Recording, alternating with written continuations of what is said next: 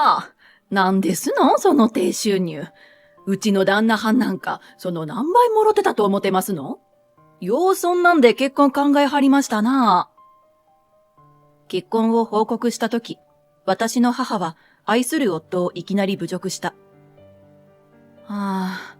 母になんか合わせるんじゃなかった。なお、劇中の京都弁については少々ご辛抱の上、最後までぜひお付き合いください。私の名前は涼子。大学卒業後上京し、就職して5年。すっかり東京にも慣れた。さらに大きな節目があった。2年付き合った彼氏とついに結婚したのだ。ただ生活は結婚しても驚くほどの変化はない。私はゲームのデザイナー。彼は放送作家。お互い好きな仕事に忙しく結婚式を挙げる予定はない。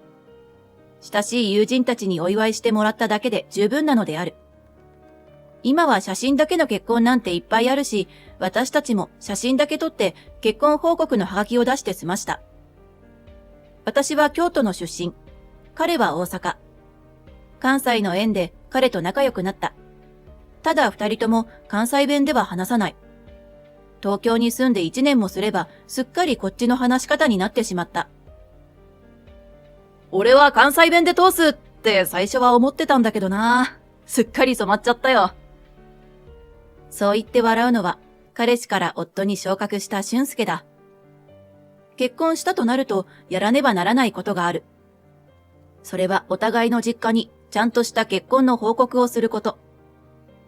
京都の実家には母と妹が住んでいる。父はすでに他界した。結婚する前、母に電話した。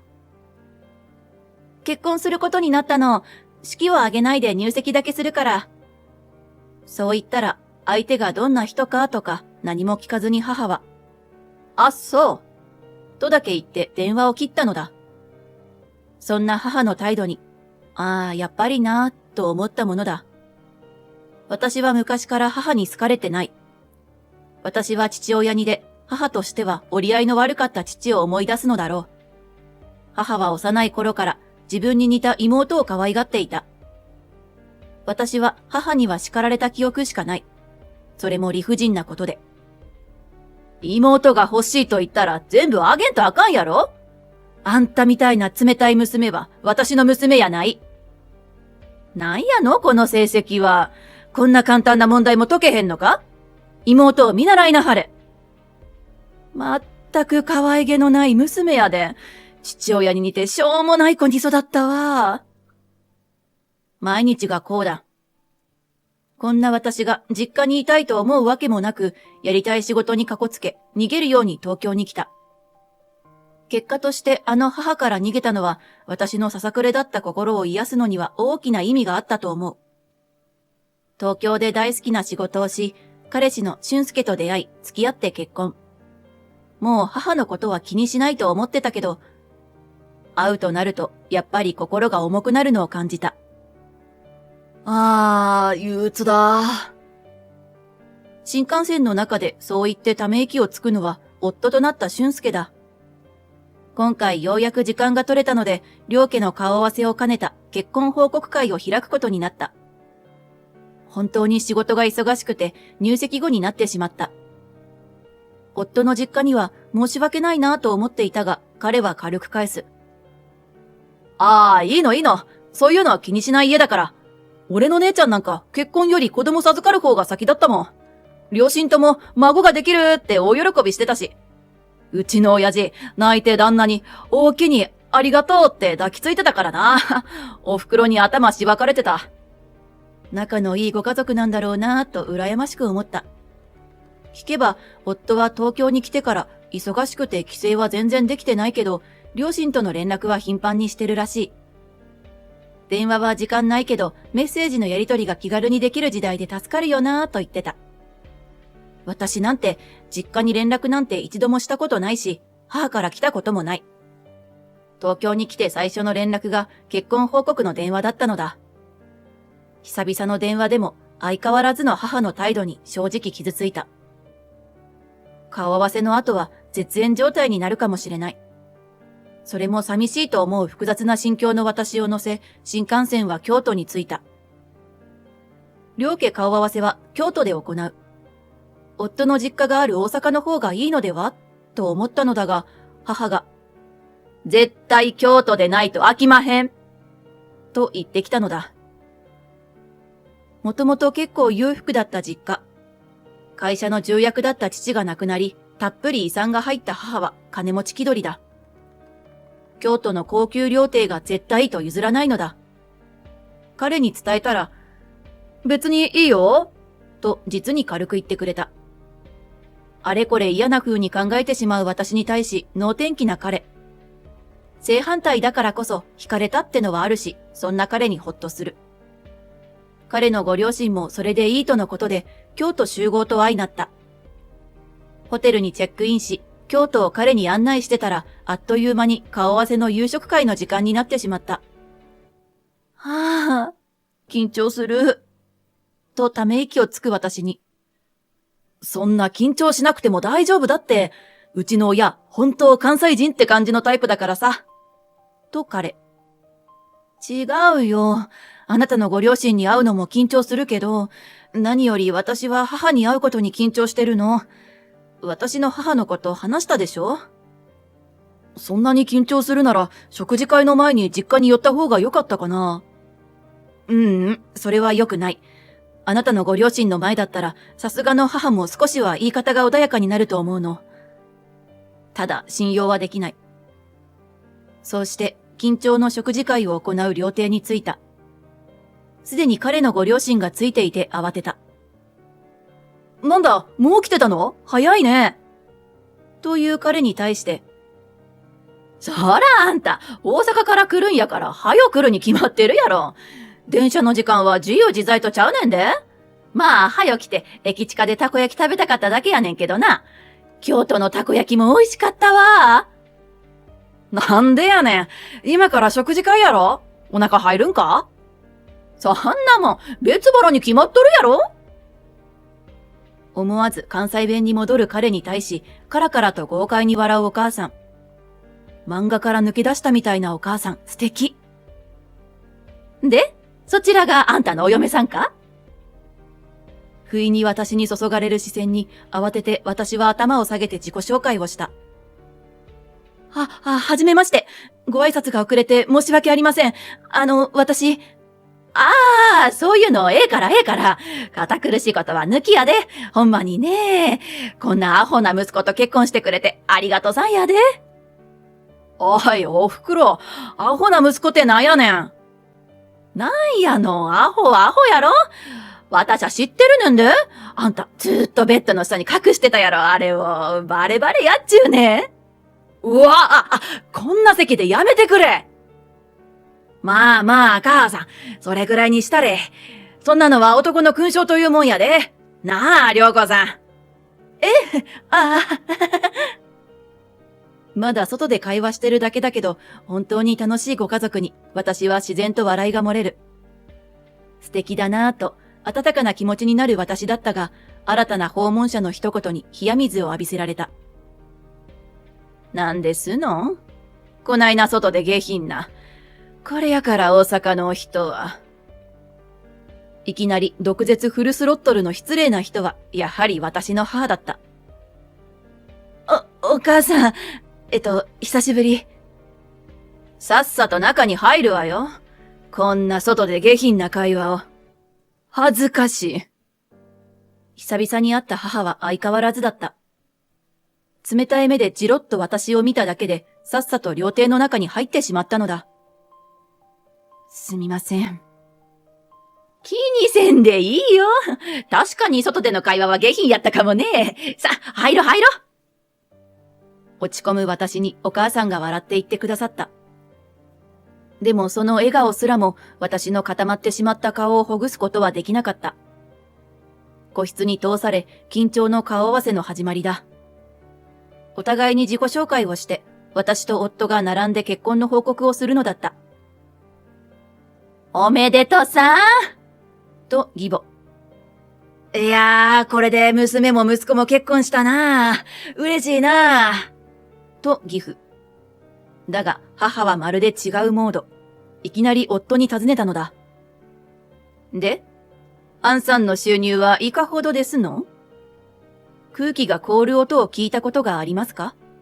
私の耳には、ピキシッという音が間違いなく聞こえた。お母さん、ちょっと。僕の月収はですね。慌てる私に対し、夫は気にすることなく教えていた。正直者というか、なんというか。だがそれを聞いた途端、母が鼻で笑ったのだ。はっ、なんですのその低収入。うちの旦那はんなんか、その何倍もろてたと思ってますの？よー、そんなんで結婚考えはりましたな。お母さん？断っておくが、夫の収入は決して低いものではない。売れっ子とまでは言えないが、担当番組も増えた売り出し中の放送作家なのだ。確かに重役だった父の最終収入は数倍だったかもしれないが、彼はこれからまだまだ未来のある人なんだ。今度こそ慌てて母を止めようとするが、母は止まらない。なんやの？ほんまのことでっしゃろ？そもそもあんたもなんですの？その格好は。ブランドスーツ着ときゃええと思ってんのか？これやから東京かぶれは。恥ずかしい。ですか？東京都なんて、所詮東の京都や。日本の中心は京都にあるんわざわざ田舎に就職して。恥ずかしい。情けない。もうやめてお願いだから。これ以上娘の幸せを傷つけないで。私はひたすら悲しい。こんな心の貧しい母を持った自分が。うちはね、自慢やないけどお金はあります。もちろん住まいは京都の中心部。御所の近く。あんさんみたいな貧乏人がどれだけ望んでも絶対住めんようなとこに住んでるんどす。格が違うって言うんかね。まったく。さすが良子が選ぶような相手やわ。そう言ってため息をつく母。それはどういう意味ですか？いろいろ押し殺してるのだろう。さすがに笑ってない目で夫が母に問う。それに肩をすくめる母。なんやの？軽い冗談やありまへんか。大阪出身のくせに、東京行ってもうて、そんなのもわかりまへんのか？そんな冷たい冗談なんてあるかと思うが、母は一人で笑っている。良子は昔からダメな娘でね、平凡で可愛くもないし、何をさせても不出来で恥ずかしい子やったんよ。妹は当てに似て、そらもう可愛いいい子でね。本気で言ってるんですか？良子はとても素晴らしい女性です。夫は反論するが、それがますます母をヒートアップさせる。鼻で笑い、見下した目で私を見る母。ほんまあんたは昔っからしょうもない子やで。どうせこんな男の実家も貧乏に決まってるやろに。貧乏人の家に嫁ぐなんて、もう当ての前から消えてほしいわ。もう我慢できなかった。唇を噛み、手を握りしめ必死でこらえていたが、ついに私の目から涙がこぼれ落ちた。だがそれでも母は止まらない。泣いたら余計に顔がひどくなる？ほんまにあんたはかわいそうな子やわ。こんなのを嫁にって、あんさんも大概かわいそうな男やね。もうダメだ。ついに私は床に突っ伏して大声で泣いてしまった。ごめんなさい、俊介。お父さん、お母さん。母が。いえ、私のせいなんです。本当にごめんなさい。ずっと子供の頃からひどいことを言われて育った。それでもなんとか頑張れたのは父と妹がいたから。何より俊介が私の心を救って温かいもので満たしてくれた。でもやっぱり母を前にすると何も言えないダメな私に逆戻りしてしまう。結婚なんかしなきゃよかった。私はひたすら泣きながら謝り続けた。信じられないことに母はこの状況で笑っていた。悪魔だ。そして私には悪魔の呪いが一生つきまとうのだ。不意に床に突っ伏す私の背に手が触れた。優しく撫でてくれるその手はとても温かい。大丈夫。大丈夫やで、涼子さん。それは義母の声だった。その声は手と同じように温かい。あんたを見てたらようわかる。あんたはとてもいい子や。息子が選んだ間違いなく素敵でいい人や。うちにはわかる。驚いて私は顔を上げた。涙でぐしゃぐしゃの私の視界に映るのは昔から見慣れた氷のような冷たい目の母ではない。太陽のように暖かな眼差しの彼と義両親の顔があった。目を見開く私の背に手を置いたまま義母が言う。大丈夫や。おばちゃんに任しとき。え？考えようによっちゃラッキーなことやで。悪い見本が目の前にあるんや。あんたはああなるなってこっちゃ。そうやろ？戸惑う私に対しうなずく夫と義父。せやな。これまたきっつい母親やな。涼子さんみたいな娘さんができたんは奇跡とちゃうか？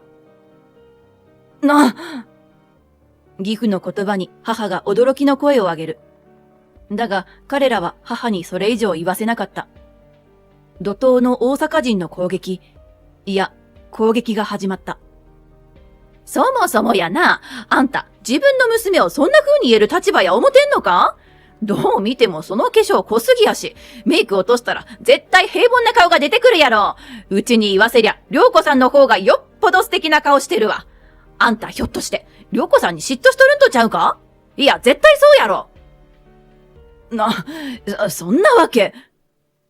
義母の言葉に反論しようとするが、義母は、いいや、間違いないわ。と口を挟ませない。なんと永遠と続く母へのダメ出しが始まった。母はずっとあーとかうーとか言って反論しようとするのだが、義母の喋りはその隙を与えないのだ。大阪のおばちゃんのマシンガントークに、ついに私の母も顔を青くして無言になってしまった。ビリケンさん悪魔に圧勝。そんな母に義母は、どうや？自分がどれだけあかん人間か分かったか？と鼻息荒くドヤ顔で言うのだった。口では勝てないと理解した母。真っ赤な顔で口をパクパクさせた後、もうこんなとこいられまへんと叫んで立ち上がった。逃げるんか？という義母に、逃げるんやあらしまへん。これ以上、アンさんのような下品な人間を相手にしたないって言うてるんです。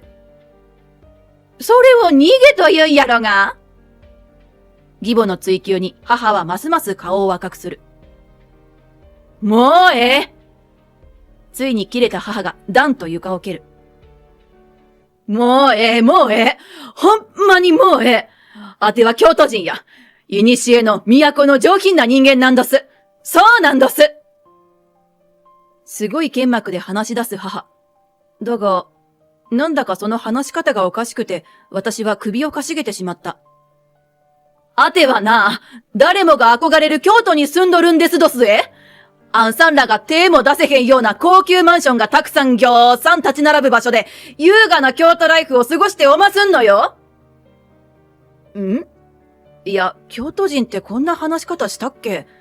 なんか話し方おかしくないか？これまで母がこんなにも怒った姿を見たことはなかった。だから初めての違和感だ。いいですどすか？あては京都人なんどすえ？あがめよ、たたえよ、敬えよなんどす。いやいや、何言ってんのお母さん。私は初めて見る興奮して意味不明なことを言う母に目が点になってしまった。その時だった。やっぱりなぁ。と義母が言ったのだ。立つ母の前に立ちふさがった義母はビシッと母を指さして言った。あんた、京都のお人とちゃうな。え？まさかの指摘に母の顔が固まる。にやりと笑う義母。なんか変やなと思ったんよ。頑張って京都人らしい話し方してるみたいやけど、違和感があるっていうか、発音がちょっと変なとこがあったから。そんなことは、あては確かに京女どす。それよそれ。祇園の人ならともかく、普通の京女は自分のことをあってなんて言わへんで。度数なんてそれこそ誘拐な。そんなことは。嘘やと思うなら、うちの京都の友人呼ぼか？ちなみに全員先祖代々京都に住んでる人やで。いや、別にそこまでせんでも。なんならお父ちゃんの知り合いの祇園の人も呼ぼか？舞妓さんも呼ぼか？なんでそんな知り合いまでいるのよ。そりゃお父ちゃんは京都出身やからな。なんですって？驚いた。お父さんがまさか京都出身だったなんて。見ればあははと笑う義父。まあ、京都人が大阪に住むなんてザラにある話やろ。そんな特別なこっちゃないで。まあでも母ちゃんは関西人ちゃうけどな。さらっと驚くことを義父は言って義母を見た。それにうなずく義母。そうそう、うちは三河の出身や。仕事で大阪に転勤になった時にお父ちゃんと知り合ってな。すっかり惚れ込んで嫁にもろってって嫁いできたんや。母ちゃんの関西弁も怪しいけどな。まあ、そやけどな。せやから涼子さんのお母さんの話し方も変やなーって気づいたんや。同じ関西人じゃない空気を感じたんや。とんでもない話に、私と母はポカンである。いや、お母さん、どう見ても大阪のおばちゃんに見えますよ。だが問題はそこではない。私はちらりと母を見て聞いた。お母さん、京都生まれじゃないの？それは。答えられないのが答えだよね。母と仲の悪かった私は母の生い立ちなんて聞いたことなかった。母方の祖父母は私が独身時代に亡くなっているので会ったことなかったし、母は一人っ子で母の親戚と会ったことなかったので知らなかった。そういえば祖父母のお墓がどこにあるかも聞いたことなかったな。本当なんだね。何よ。それの何が悪いってのよ。今は京都に住んでるんだから、京都人で間違いないでしょ？それはそうなのだけど、だからって京都を上げ、他府県を下げていい理由にはならない。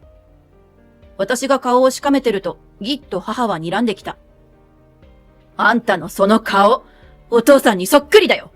あの人もそうやって私を蔑んだ目で見てきた。蔑むなんてそんな。私は、あんな地方のど田舎に骨をうずめるなんて絶対嫌だったのさ。憧れの京都で絶対相手を見つけるって探し出したのがあの人だっただけ。そこに愛なんて必要なかったんだよ。すっかり普通の話し方に戻った母は、すごい形相でまくし立てる。そんな私の気持ちに気づいてたんだろうね。夫との関係は冷え切ったもんだった。だけどそんなのどうでもよかった。必死で勉強した京都人らしい言葉で、私は完璧な京都人になったんだ。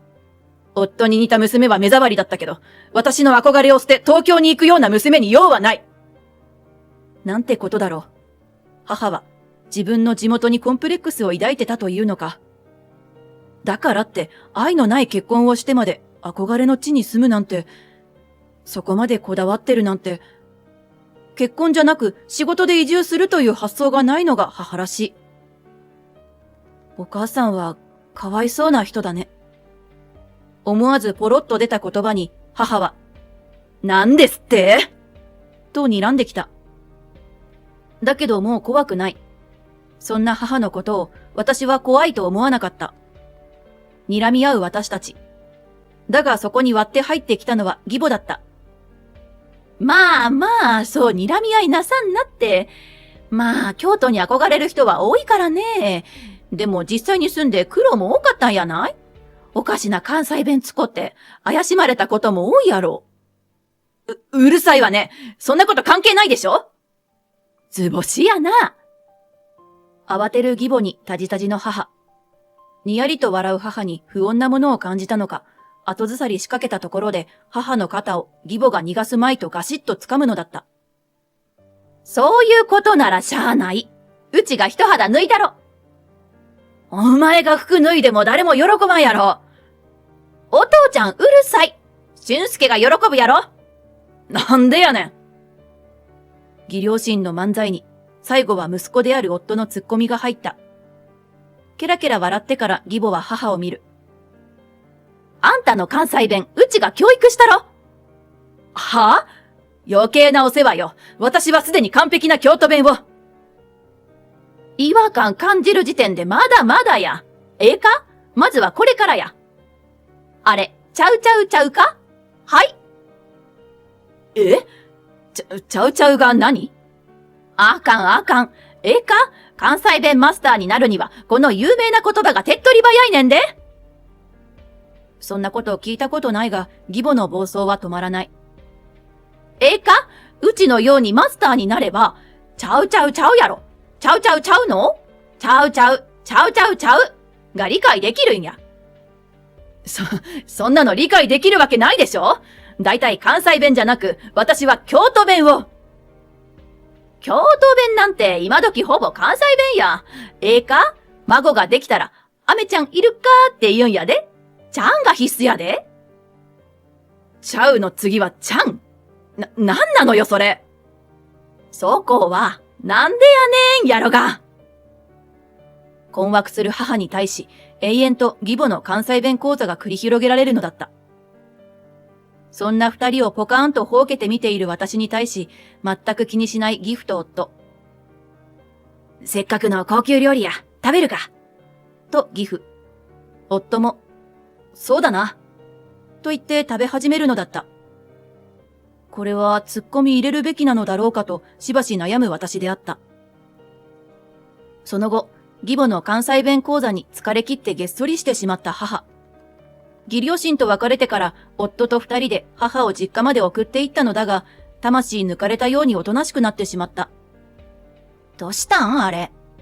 と、きょとんとする妹にかいつまんで説明すると爆笑してた。妹とは仲いいのだけど、母を押し付ける形で申し訳ないなぁと思ってたが、気にせんでええよ。母さんきっついからね。私は適当にあしらえるけど、お姉ちゃんは真面目に対応してたからしんどかったでしょ？と笑ってくれた。さらに、仕事で食事会行けなくてごめんね。その現場私も見たかったな。改めて、お姉ちゃん結婚おめでとう。お兄さん、姉のことよろしくお願いしますね。と言ってくれて、私は嬉しくて泣いてしまった。東京に戻ってからまた忙しい日々が続く。大変なこともあるけれど、夫と笑いの絶えない日々で嫌なこともすべて笑いに変えれた。あれから母は元に戻ることもなく、かなりおとなしくなってしまった。もともとあのきつい性格が災いして友人もいなかった母。もうすぐ妹も結婚して家を出るってことで、これから寂しい老後が待ってるだろう。たまに京都上げ、他府県下げの発言をするらしいのだが、その都度妹が、お兄さんとこの大阪のお母さん呼ぼか？と言えばおとなしくなると笑っていた。おとなしくなったとはいえ、過去に母に言われたことはなかったことにはできない。もし子供ができたとしても、孫を会わせたいとは思えない。子供には、どこで生まれ育とうとも、どこで暮らそうと、他者を見下すような子にはなってほしくないな。そう思って、私は命が宿るお腹を撫でるのだった。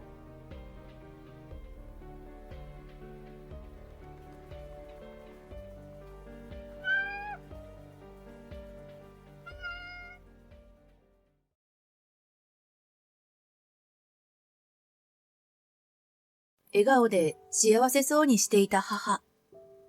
兄夫婦と同居の新生活を楽しみにしていた。今、私の目の前にいる母は、うつむいてすっかり気落ちしている。どうしてこんなことになってしまったのか。私の名前は美咲、28歳。夫の陽太は30歳。3歳になる娘のかりんと3人暮らしだ。今は娘が小さいこともあり、専業主婦をしている。夫は決して高級取りではないが、節約しながら家族3人、仲睦まじく過ごしている。私には7つ年上の兄が1人。年齢が離れていたせいもあり、兄弟喧嘩はあまり記憶になく、兄はいつも私に優しかった。父は女に厳しい人で、母も私もことあるごとに叱られていたが、いつも兄がかばってくれていた。私は5年前に結婚し家を出たが、兄はその時まだ独身。お兄ちゃんも早くいい人見つけて家出ちゃいなよ。軽い気持ちでそう言った私に、母さんを置いて出ていけないよ。母さんは俺が守らなくちゃと、微笑んでいた兄の優しい顔は今でもはっきり覚えている。厳しかった父も病には勝てず、3年前に他界。カリンが生まれて3ヶ月後のことだった。そして1年半ほど前、兄は結婚した。兄の職場に派遣でやってきたリナさんという綺麗な女性だった。兄の5歳下だというリナさんは社交的で明るく、私や母ともすぐ打ち解けた。兄は当初母との同居を考えていたそうだが、リナさんが最初は二人きりで過ごしたいと願ったこともあり、母は、私はもう大丈夫だから、これからはリナさんを守ってあげてね、と言って送り出したそうだ。それから兄夫婦は会社に近い賃貸マンションに住み、リナさんは派遣から正社員へ。順風満帆の結婚生活を送っているようだった。ある日のこと、夫が休みの日に家族全員で母のもとへ遊びに行った。夫と母は冗談を言い合えるくらいに仲が良く、自分の両親を早く亡くしている夫は、私の母を自分の親のように思ってくれている。カリンと遊んでいた母が急に、あ、そうだわ。お兄ちゃんたちも呼びましょうか、と言い出した。え？お兄ちゃんたち？ええ。みんなで集まるのはなかなかないことだし、すき焼きでもしましょうよ。そう言うと母は嬉しそうに兄に電話をかけた。来てくれるそうよ。材料も買ってきてくれるって。兄が来るまでの間、ゆったりとした時間を過ごしていたが、時計を見ると17時になろうとしていた。お母さん、お兄ちゃんたち何時頃来るって言ってたの？特に何時とは私も言わなかったのよ。そろそろ来るんじゃないかしら。しかし、それからまた30分経っても兄たちは来ず、さすがに遅いと感じた私は電話をかけた。が、なかなか出ない。まさか何かあった？と不安に駆られ始めたとき、やっと兄が電話に出た。もしもし、美咲。電話に出た兄の声は焦ったような、そして寝起きのような少し枯れた声だった。お兄ちゃん？もしかして寝てたの？悪い。いつの間にか寝てたみたいだ。疲れてたんじゃない？無理しなくてもよかったのに。もうこんな時間だし、今から材料買ってきてもらって作ってると結構遅くなっちゃうし、今日はやめとく？いや、それは悪いし、今からすぐ準備して何か出来合いのものを買っていくよ。本当ごめんな。母さんにもそう言っておいてくれ。電話を切った私は兄の言葉を母に伝えた。あら、そうだったの？電話した時は元気そうだったけどね。張り切って作る気満々だった母は少し寂しそうだったが、兄夫婦が到着すると、作る手間が減ってごちそうが食べれるなんて逆に助かっちゃったわよ。なんて言いながら気を使わせないよう明るく振る舞っていた。ふと私は義士の様子が気になった。以前会った時は自分からハキハキと挨拶したり笑顔が印象的だったのに、今日は不機嫌そうで喋ろうとしないのだ。義士に話を振ってみても短い相槌が返ってくるだけ。ずっとスマホを見て誰かとやりとりでもしているのか、何かを打ち込んでいるようだった。なんとなく前との雰囲気の違いが気になった私は少し近くに寄り、お姉さん、大丈夫ですか？もしかして具合悪かったとか。と小声で話しかけた。スマホを見ていた義士ははっとして顔を上げ、ええ、最近正社員になったこともあって少し疲れが溜まってて、仕事のメールがしょっちゅう来るの。そうなんですね。無理させてしまってごめんなさい。疲れているときは断ってもらって大丈夫ですからね。義士は短く、とだけ言って、またスマホに視線を戻した。その後食事を終え、私と母が片付けを始めても、義士は見向きもせずスマホ。疲れていると言っていたし、むしろ義士には休んでいてもらおうと思ってはいた。でも、以前は率先して手伝ってくれただけに、一言もないあの態度はやはりもやもやするものがあった。私の気持ちを汲み取ったのか、母がそっと声をかけてきた。疲れている時って余裕がないものよ。今はそっとしておきましょう。もともと明るい気さくな人だもの、きっとまた楽しく話せるわ。相変わらず優しく、人を悪く言わない母。するとそこに兄がやってきて、母さん、今日はもう帰るよ。いろいろ迷惑かけてごめん。兄は気まずそうに母に謝った。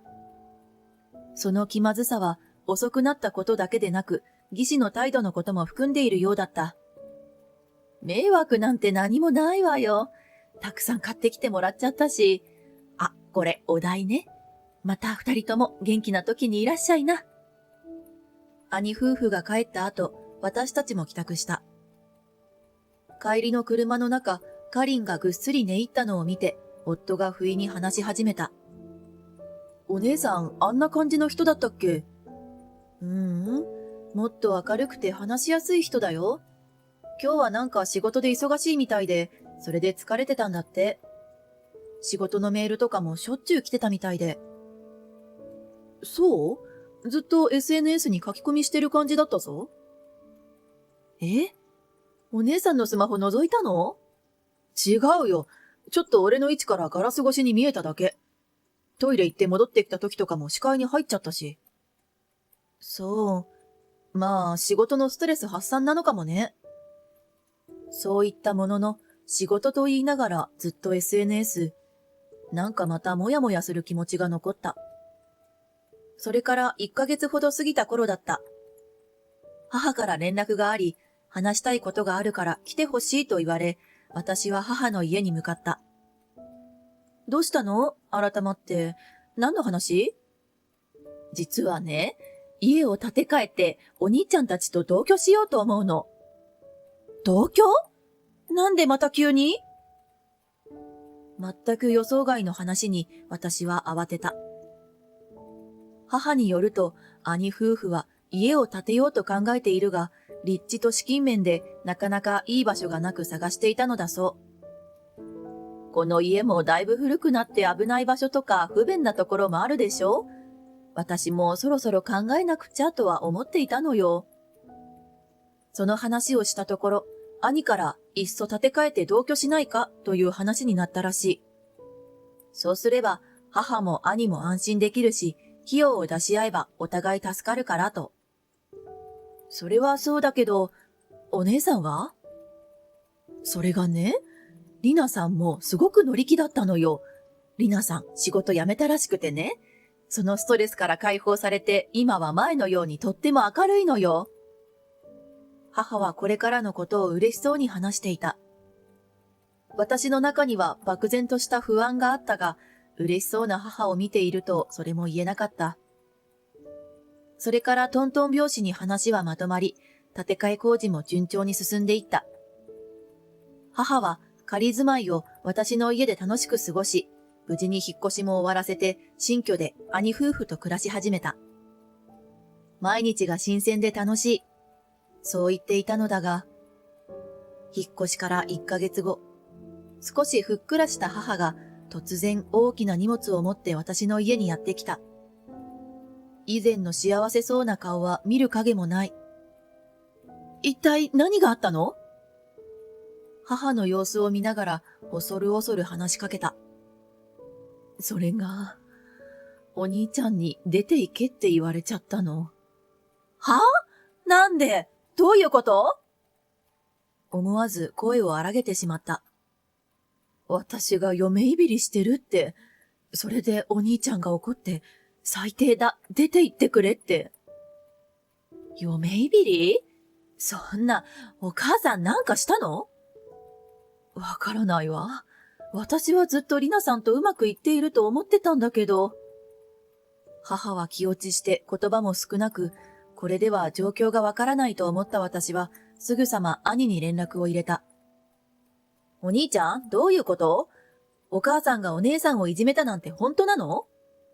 ああ、俺もずっと知らなかったけど、リナはずっと母さんのいじめに我慢していたんだ。兄が言うには、母は兄がいないとき、義士に嫌味をずっと言い続けていたらしい。家事が全然できないとか、子供もまだできないとか、料理がまずいとか、俺が知らないところで毎日のように言っていたらしい。それ、お母さんに聞いたの？聞いたさ。でも、俺に隠れてそんなことしてたくらいだ。覚えがないって言ってたけど、信じられなかったよ。なんで？お兄ちゃんはお母さんがそんなことする人だと思うの？俺だって思ってなかったし、ショックだったよ。あれだけ同居を楽しみにし、義士の様子がおかしかった時も、悪く言うこともなかった優しい母が、嫁いびりをしているとは到底信じられなかった。リナさ、この1ヶ月で3キロも痩せたんだ。顔色も悪いし、何か具合でも悪いのかと思って聞いたら、やっと泣きながら打ち明けてくれたんだ。それに比べて、母さんは1ヶ月でどんどん太ってさ、リナの料理がまずいって口直しにケーキやらお菓子やら、やたら食べてたらしい。当てつけのように。リナがあれだけやつれて嘘言ってるなんて思えない。確かに私も母は一気にふっくらしたと思った。でもそんなことを母が本当に？母からも事情を聞こうと電話を切った。そして兄との話を母に確認すると、ため息をついて話し始めた。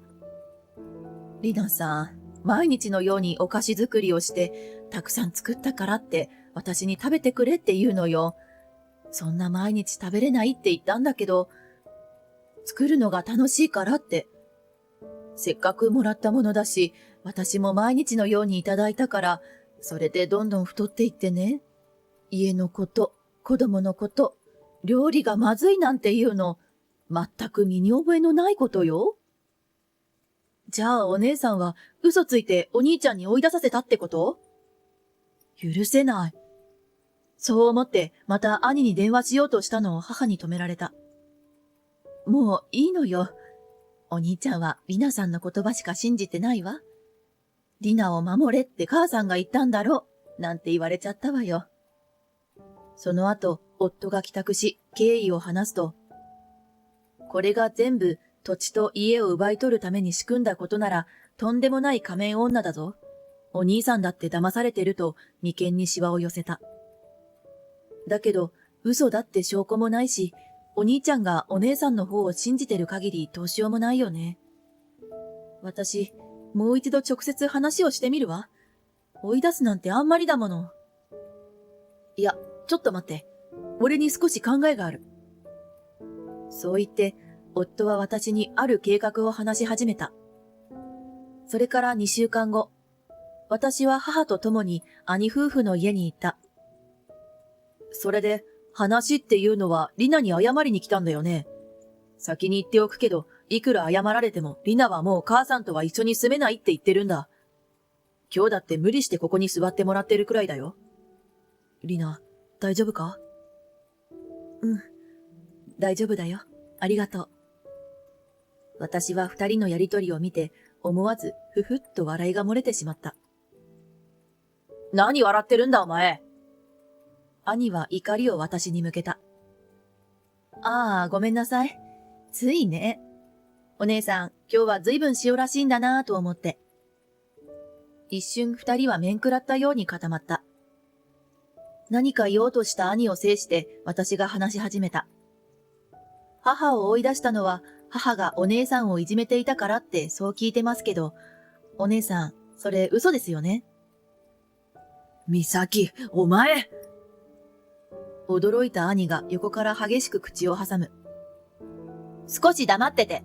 私はお姉さんと話がしたいの。兄はまだ何か言いたそうにしていたが、見たことのない私の気迫に、そのまま口をつぐんだ。義士はまっすぐ私を見つめながら口を開いた。嘘じゃないわ。私はお母さんから毎日のように嫌味を言われて、食欲もなくなって、痩せてしまうほどストレスを抱えていたの。ここにいなかったあなたがなんで嘘だなんて言い切るの？証拠があるからです。証拠？何？盗撮か盗聴でもしてたの？やだ怖い。そんなことしてたらまずいことがあるんですか？義士はこの言葉に少しムッとして答えた。ないわよ。むしろお母さんの嫌味が明らかになるんじゃないかしら？そうですよね、お母さん。私は視線を落としたまま何も答えなかった。おとなしい母なら反論はしない。そう思ってるんですよね。え？何？別にそんなこと。断れない性格の母にたくさん食べさせて太らせて、自分はわざと我慢して無理やり痩せるようにして、そこまでして兄も騙して、すごいですよね。何を言ってるの？いくらなんでもひどいわ。義士はわっと泣き始めた。美咲、お前いい加減にしろよ。お兄ちゃん、心配しなくていいよ。これもどうせ嘘泣きだから。私は冷めた目で義士を見ながらそう言い放った。そして兄に私のスマホを差し出し、これがこの人の本性。自分の目でしっかり見てみるといいわ。すると義士も顔を上げ、兄の横から私のスマホ画面を覗き込んだ。その画面にあったのは、SNS のとあるアカウント。それは義士の裏アカウント。メインとは別に秘密や愚痴を打ち明けたりする裏垢だった。私はスマホに義士の携帯番号とメールアドレスを登録していて、二人とも同じ SNS を使っている。その SNS にはおすすめユーザーという機能があり、そこに義士の裏垢が表示されていることに気づいたのだ。夫のちょっとした知識が役に立ったというわけだ。義士の顔色がみるみる真っ青になり、慌てて兄からスマホを奪い取ろうとする。が、兄はそれを制止し、食い入るように見ていた。そこには我が家族への信じられない罵詈雑言が並んでいた。今日急遽呼ばれた食事会とかマジだるいんだけど、めんどいし行きたくないのに鈍感旦那は勝手に行くとか返事してるから、ちょっと睡眠薬持ってやったわ。ああもう、せっかく行かなくて済むと思ってたのに、電話来て起きてやんの。もう少し強めに持っとくんだったわ。家族団らんとかマジうっざ。こっちは家族とか思ってないっての。仕事のふりしてしかとしとこ。今日やっと用済みババアを鈍感旦那が追い出した。私がちょっと泣いたらコロッと自分の母親最低呼ばわりして追い出してやんの。マジウケる。これでやっと一人で広い新築の家満喫できるわ。持つべきものは鈍感な旦那だよね。お母様、土地と費用負担ごちそうさまでした。これは私じゃないわ。こんなの信じないわよね。義士はまだ必死に兄にすがっていたが、日付も何もかもぴったり一致してるはずよ。あと新居の画像もちらっと載ってるけど、カーテン同じ柄だよね。私の指摘に観念したのか、義士は絶望的な顔をして何も言えなくなっていた。そしてそれは兄も同じだった。これからお兄ちゃんがこの人をどうするのか知らないけど、お母さんはもうここには返せない。私はお母さんのことを少しも信じようとしなかったお兄ちゃんも許せない。お母さんはうちで一緒に暮らすから。それと、土地代とお母さんが負担した費用は必ず返してもらいます。ずっと沈黙を守っていた母は最後に口を開き、今までありがとうね。そう一言だけ兄に向けてつぶやいた。その後、兄は義士と離婚した。義士は無職で住む場所もなく、貯金もほとんどない状態になった。謝るから離婚しないでほしいと懇願されたが、兄は一切聞き入れず、家から追い出したらしい。兄は、土地代と建て替え費用の全額返済を約束した念書と、母や私たちへの謝罪の手紙を送ってきた。直接母に謝りたいと言ってきたが、母がそれを断ったからだ。顔を合わせれば、今すぐにでも許してあげたくなるの。本当はお金のことも返してほしいとは思ってない。ずっと私をお父さんからかばってくれた優しい息子だもの。でも、今はその時じゃない。これからのあの子をそっと見守っていくわ。私の前で、夫と母が楽しそうにお酒を飲んでいる。いつの間にか酒豪になった母が毎晩晩酌に誘うのだ。娘のカリンはひらがな遊びをしながらあくびをしている。これが私の幸せの姿。いつかまた家族みんなで集まって笑い合える日が来ることを心から願っている。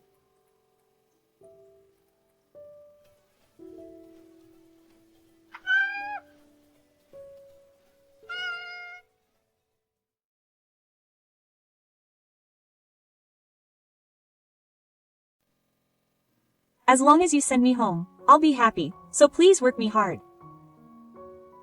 My father and mother made me and my brother work as live-in maids at the inn. After they realized how talented my brother was, they treated my brother and me like a nuisance and didn't even let us go to high school. My parents abandoned us and just took our paychecks. 10 years later, they showed up.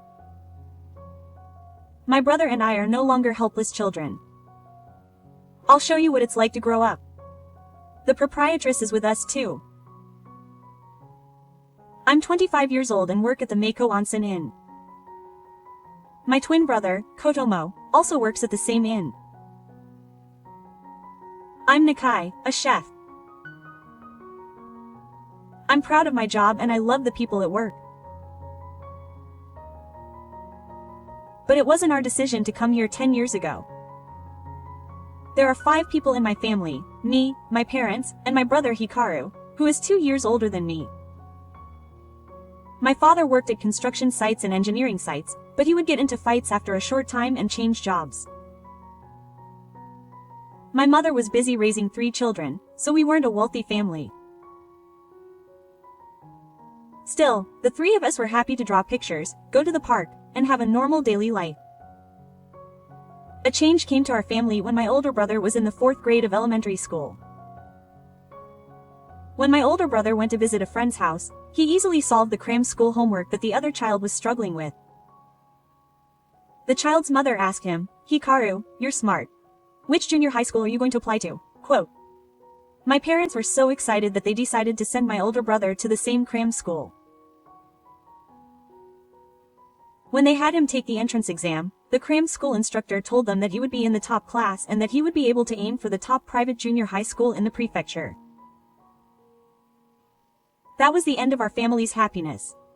They said he would definitely become an elite. He would probably become a doctor or a lawyer in the future. He would earn 30 million yen a year. The stakes were high. It was worth the upfront investment. Our futures would be secure. The 2 of us would talk about this and grin. My older brother suddenly decided to aim for a famous private junior high school. The tuition was high, and if he went to a private junior high school, the tuition would skyrocket. My mother also started working part-time, and our household life became more and more limited.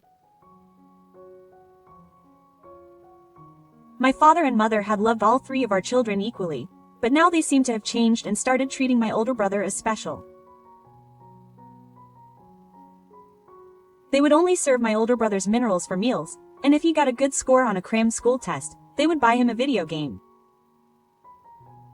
My younger brother and I were jealous. My older brother is studying to support us in the future, so he's special. It's no use spending money on you. You should be grateful that we can just live together. That's what my mother said. And then she started taking my older brother out to eat and on trips. In order to go to a good school, you need to see and eat good things. You have an interview too. You don't need that, do you? And so on. Mix that pamphlet over there with this and eat it. Oh, and don't leave the house. The reason she said that harshly wasn't because she was worried about us while she was away. The other day, when dinner wasn't even prepared, my younger brother and I went to the convenience store at night, and the neighbors saw us. My brother and I were young and couldn't do anything about the fact that my brother was the only one who was ignored and treated as if he didn't exist. It was also sad that we had become distant from him. My brother was given his own room, and my brother and I weren't allowed to get close because we would get in the way of his studies. When we did see each other occasionally, my brother would read his reference books with an apologetic look on his face. When my brother successfully passed the entrance exam for a private junior high school, my brother and I were treated even worse. Private junior high school costs more than we thought, not just tuition. On top of that, my mother started buying expensive brand name clothes and bags, which put an even greater strain on the family budget. All the mothers at prestigious schools wear brand name clothes. They even have lunch parties. It would be a shame if my brother were embarrassed. I wasn't given any new clothes and had to wear embarrassing clothes that were too small, while my brother only had hand-me-downs from my brother. And then, when my brother and I were entering the middle school program, I handed him the schedule for the Shindo interview.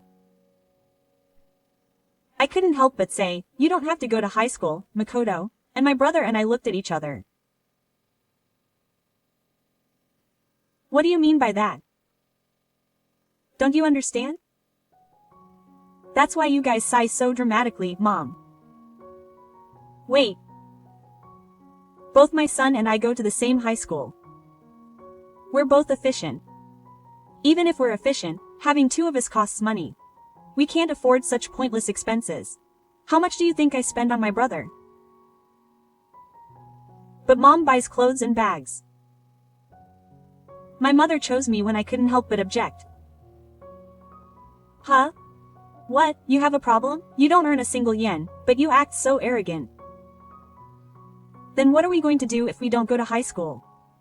We're going to work. There's no chance of us becoming elites like my brother. Hurry up and get out into society and be useful. At least let us go to high school. I let us go to middle school, which is compulsory education. That's enough. Mom was at a loss. I talked to my homeroom teacher and asked him to call her, but she insisted that it was a family matter, and the teacher couldn't take it any further. After graduating from middle school, my brother and I were told that they had found good jobs and were driven to the car.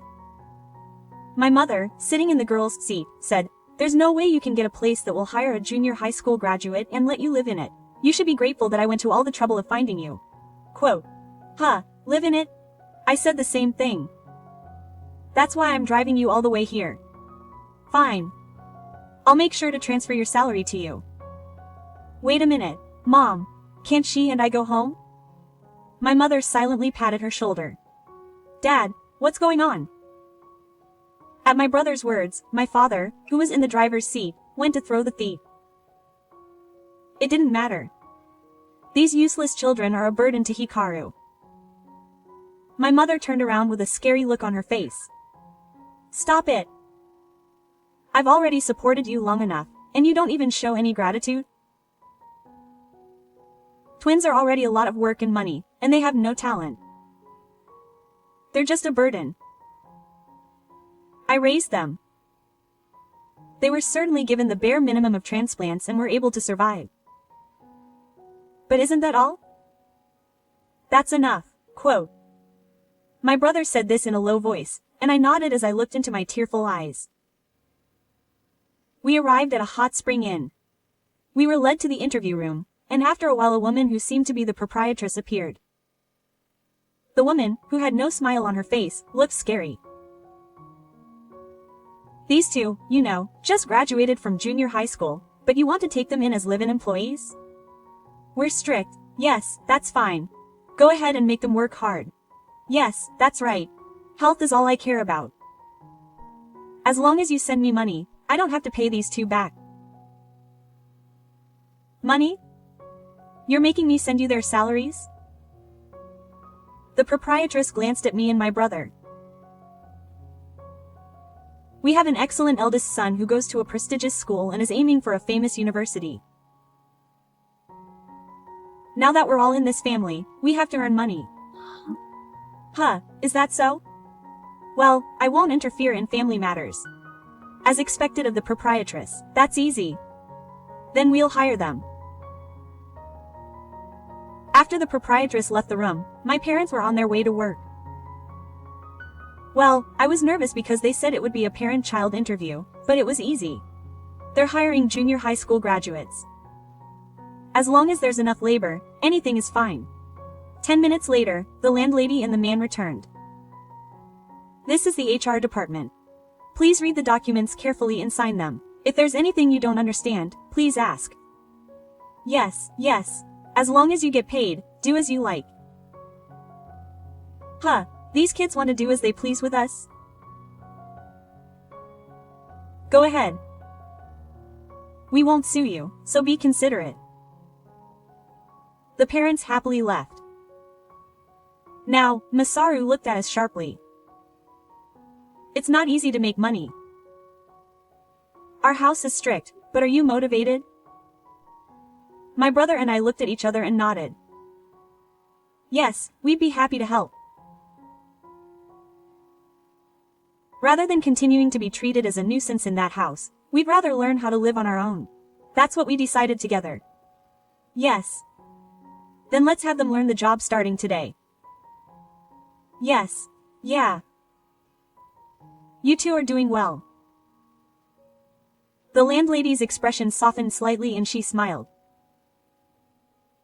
10 years had passed since that day. My father and mother never came to see me. The only time they contacted me was about 5 years ago. The inn got a call and they were yelling at me to send more money. It was all of a sudden, when I hadn't heard a word of how I was doing. Dad, Mom. It was my father and mother making a fuss at the front door. Meeting them for the first time in 10 years, they had changed so much that I couldn't recognize them for a moment. Oh, Mako. It's Mako. It's my mother after all. But her hair, which used to be so neat, is now frizzy and mostly gray. It looks like she's not even wearing makeup. My father used to have firm shoulders, but he's unrecognizable now. He looks more gaunt than healthy. Anyway, I didn't want to bother them here, so I let them through to the back. This is the room where I interviewed the landlady 10 years ago. What's up all of a sudden? You two must be talking about the money. Hurry up and transfer the money. That's right. I called the inn, but they wouldn't connect me because they were at work. You guys never called me back, so I came all the way here. You never came here once in 10 years, but you're so quick on your feet at times like this. The pity that had been welling up inside me for my emaciated parents disappeared in an instant. What, don't they look fine? They're still as rude as ever to their daughter, who I met for the first time in 10 years. There's no need to go easy on us either. There's no need to punish us anymore. Huh?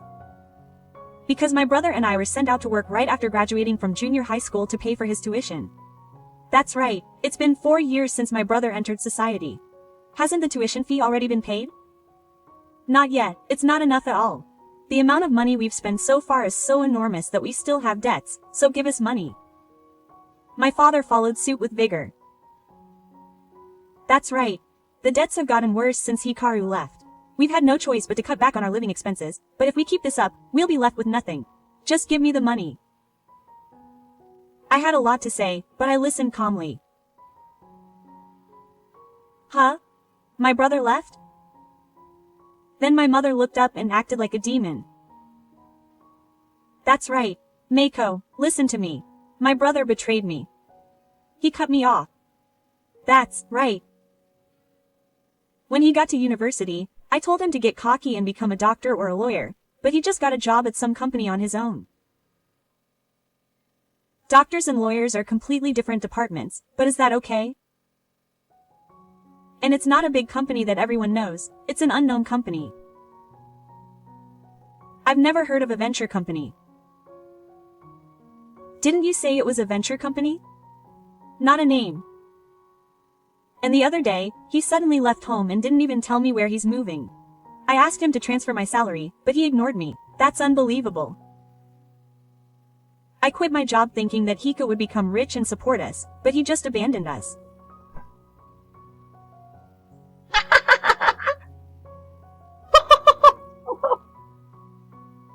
Hee hee, I started laughing, and at the same time, a refined laugh joined in, and the landlady appeared.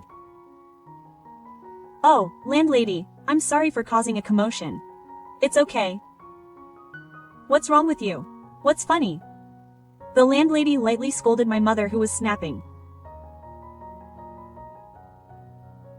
You guys who abandoned me, even though I was a kind person, I thought it was unfair to be abandoned by your eldest son. And now that your talented eldest son is gone, you've come to demand money from these children. The landlady glanced at the two of them and said, "Don't be sorry. I gave them up without hesitation. I gave them up without hesitation. I haven't heard from you in 10 years. That's an interesting thing to say. I guess you'd feel lonely if you heard your voice or saw your face. I was hardening my heart. I remember it clearly from 10 years ago. You didn't hug Mikoshi or look back, and you happily left her behind. Well, when you run an inn with an older child, sometimes you have to take care of younger children due to family circumstances. But everyone holds back their tears as they say goodbye to their children. I want you to make sure they don't get bullied. Many parents bow their heads and ask you to take care of their health.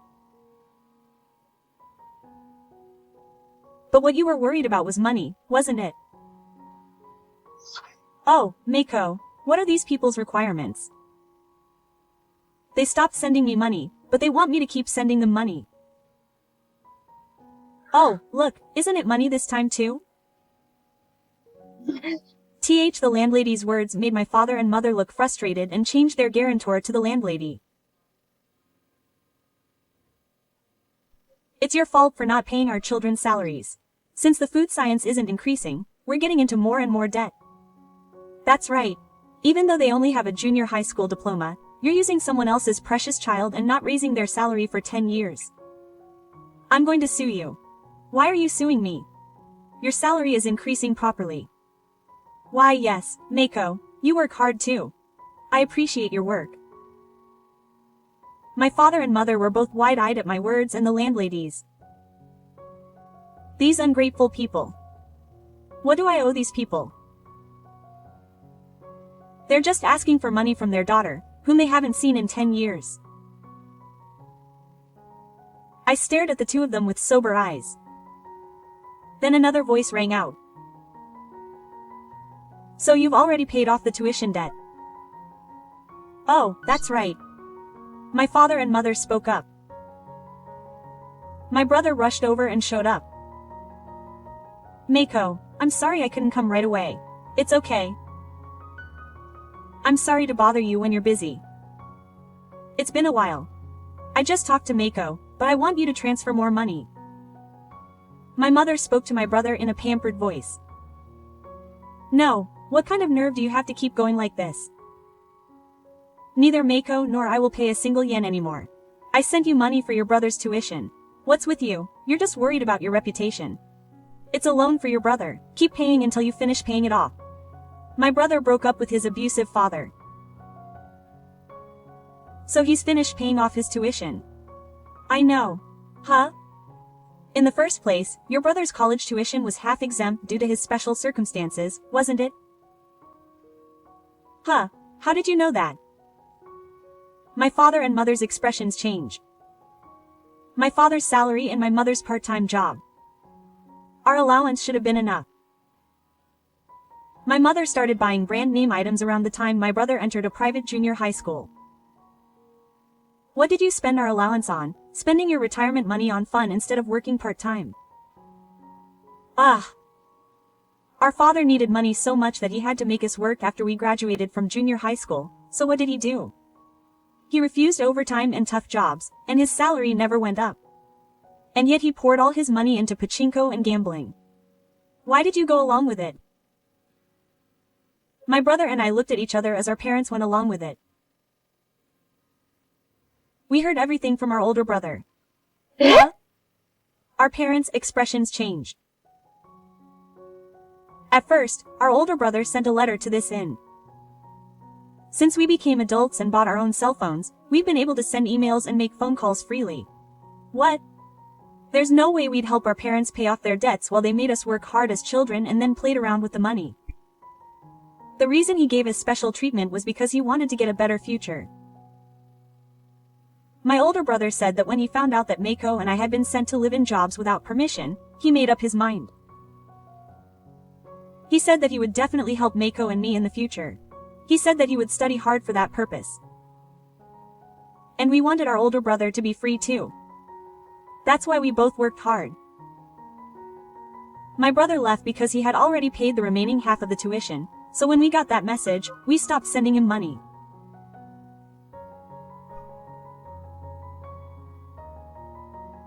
And then there's the debt that you two had.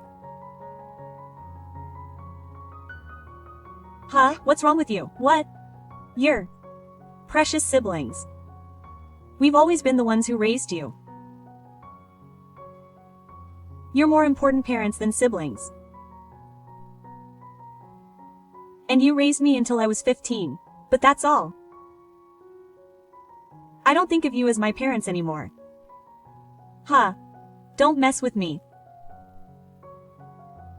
The moment my father tried to grab my brother, the landlady stood up. Can you please not pay? Makoto is an important employee of ours and he's my child. Huh? Don't pay a complete stranger. A stranger? I'm Makoto's parent. Okay, I'm here. Huh? My father and mother's eyes widened. I can't just leave you alone when you're going to demand more money from your precious daughter and son. If you make any more noise, it'll be considered obstruction of business. Yeah, obstruction of business? My father was already convinced by the proprietress's words, but my mother still retorted firmly. Before that, you can't make someone else's child a nuisance without their parents' permission. A nuisance group is established with the consent of the people involved, so we don't need your permission.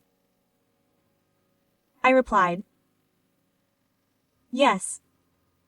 I've been watching these children's work ethic and personalities for a long time, and when they turned 20, I made the suggestion. The proprietress quietly told me. You must have been happy. The proprietress is a strict but loving and warm person. Yeah, we were scared of her at first too, but after a year, we trusted her and told her everything. My parents were stunned for a moment as they watched my brother and I nod at each other. Hey, we're the parents. We're the real ones. Why yes, that's right. Are you trying to abandon us? You were the one who abandoned us first. Why, that's why I had no choice but to love you at that time. I went to see my mother, who was casually spouting lines that made it seem like she didn't know Mikoshi anymore. Quote, I love you. Yes. Of course. Then why haven't you come to see me once in 10 years? You didn't say a word like, I'm sorry, or, how are you? After 10 years. That's right. Do you remember my and she's favorite foods? What are your strengths and weaknesses? Yes. The proprietress can tell you everything. Right away. She's like that not only to us but to all the employees. Our parents are the proprietress now. I have no intention of seeing you again. My brother and I looked at our father and mother and told them straight. Oh, did they sense our strong will? Their faces turned pale and they were speechless. Do you understand now? Now, please go home. If you want us to acknowledge you as their parents, you should pay them back all the money you've stolen from them. Oh, we should also sprinkle salt on the entrance. I'll bring it. My father and mother groaned in disappointment at the words of the landlady and my brother, and quickly retreated. The three brothers had finally gained their freedom. They could live their own lives without being paid. It felt like the burden that had been tormenting them for so long had finally been lifted. One fine day, my brother and I came to the bridge near the inn. They were starting to turn quite red. The autumn leaves season is coming soon. Our inn will be busier too. She is already the ace of the kitchen. No, he's still being told off harshly by the kitchen. At that moment, I saw a figure on the other side of the bridge. Ah, there he is. Big brother. Big brother. Mako and Shika ran up to me and my brother and I hugged each other, and I couldn't hold back my tears and burst into tears.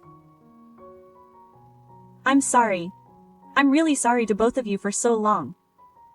Tears welled up in my brother's eyes too. Yeah. We were together, and we were blessed with good people around us, so it must have been hard for you to be alone. No, compared to the hardships the two of us had, my brother wiped away his tears and spoke in a cheerful voice. Okay, I'll show you around, big brother. The landlady has prepared the best room for you and is waiting for you. Thank you. I want to greet both Mr. and the head chef properly. And please take your time and listen to what they have to say.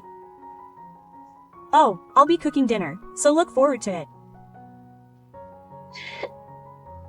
I'll be in charge of the room staff. Please tell me about your brother too. As the three of us headed to the inn in a line, I saw the landlady waiting for me at the entrance. When my eyes met hers with her gentle eyes, I felt like crying again.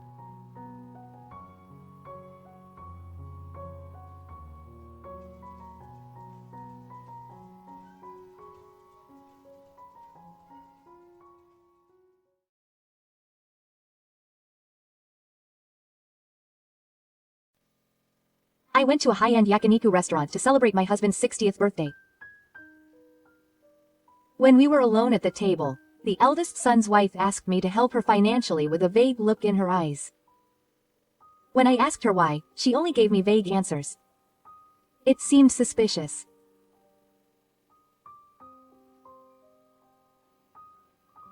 I wanted to say that I couldn't help someone who couldn't even explain why they were borrowing money, but since she was the eldest son's wife, I thought I'd be lenient, so I wrapped my head around her and gently refused, but she got angry and splashed a glass of water on me with all her might.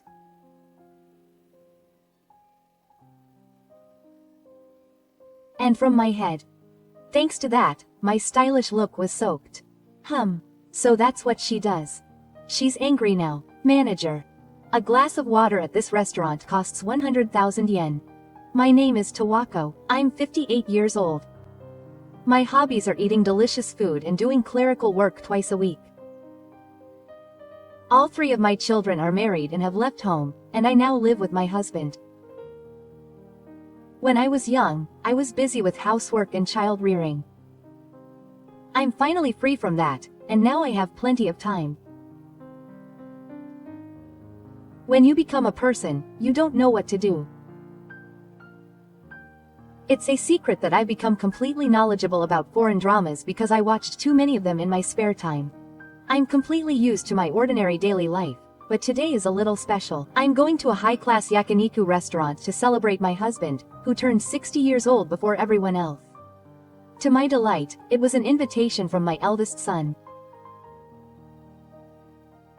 My eldest son has had a gentle personality since he was little, and he was not very considerate or could not read the atmosphere.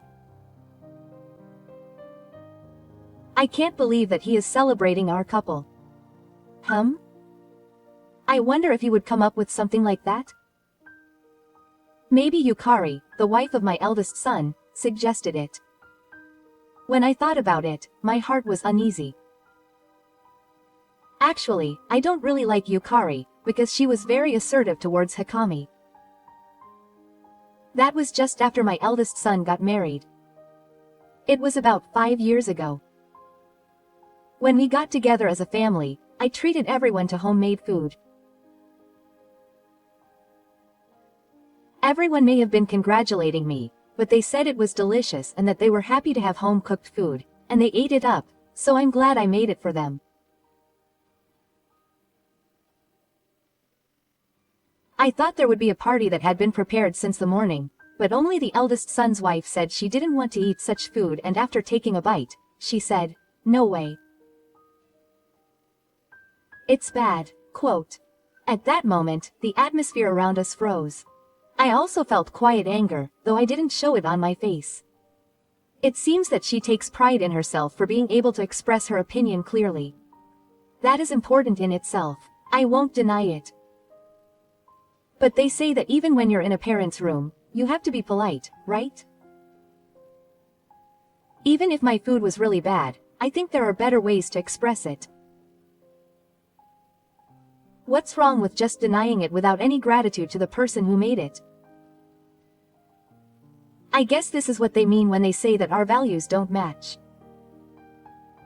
At that time, I decided to distance myself from her in my heart. Since then, of course, we're adults, so we haven't avoided each other on purpose, but we haven't actively interacted either. She seemed to want that too, and there were no problems that would arise from us distancing ourselves. That's why I felt uncomfortable.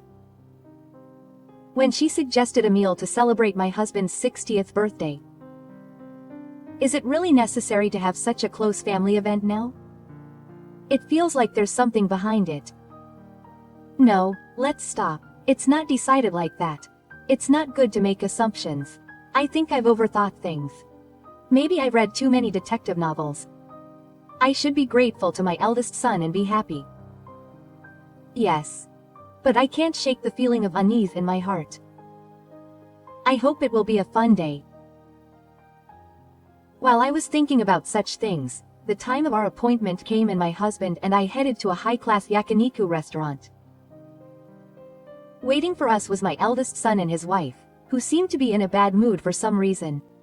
We didn't make a promise. I looked at the clock without thinking, and it was actually a little earlier than the meeting time. I couldn't imagine why my eldest son's wife was in such a bad mood, but I apologized for the time being as a social example. Sorry. I kept you waiting. Yes, not at all. The eldest son said this and glanced at his wife, looking a little troubled. Then his wife glared at me. Yes, I waited. Isn't it a little late? Normally she comes 10 minutes early. My legs are tired from standing, so I want to sit down. Oh, I see. I'm sorry, Yukari. I can't. I'm taking it easy at my age. Seriously. My face is twisted. I don't know if I should smile back. What kind of face should I make when someone is spewing malice at me like this? It's a special day, so I want to get along as well as possible, but my wife doesn't pay any attention to me as I rack my brains trying to make things work out, and goes into the restaurant first. Yes. I feel uneasy, but for now I'll just accept it. I don't need to worry about the little things, I just need to enjoy some delicious meat today. Maybe Yukari isn't that worried about the little things, so I forced myself to think positively and headed inside the restaurant. Even though the restaurant was full, it wasn't noisy at all, and instead had a comfortable atmosphere. It's a high-end yakiniku restaurant after all. That's why my wife's attitude stands out. She even takes a rude and arrogant attitude towards the staff. She acted as if she was a special customer. How was it? She complained to the waiter who came to take her order that it was slow. She wanted it to be faster. The waiter responded politely, but her attitude did not improve at all. That was not all. The food was brought out. She looked at the plate and loudly told the waiter that there was not much. Oh, how embarrassing. She even thought about not wanting to sit at the same table. The stares of the other customers hurt her. Hey, Yukari, please speak a little quieter. She didn't listen to me when I told her. I pointed out that she was wrong, but she started saying, "Do you need me to nagging you like a child?" What a child. Meanwhile, when my husband picked up a glass of wine, my eldest son said impatiently, "Oh, wait. We were going to have a toast to celebrate." After that, everyone looked stunned for a moment, so it was a bad thing. Coco, the eldest son, said with a bashful smile that she wished she had become a smart adult. It seems that the eldest son thought that he had been poorly organized and that everyone was dumbfounded, but that was not the case.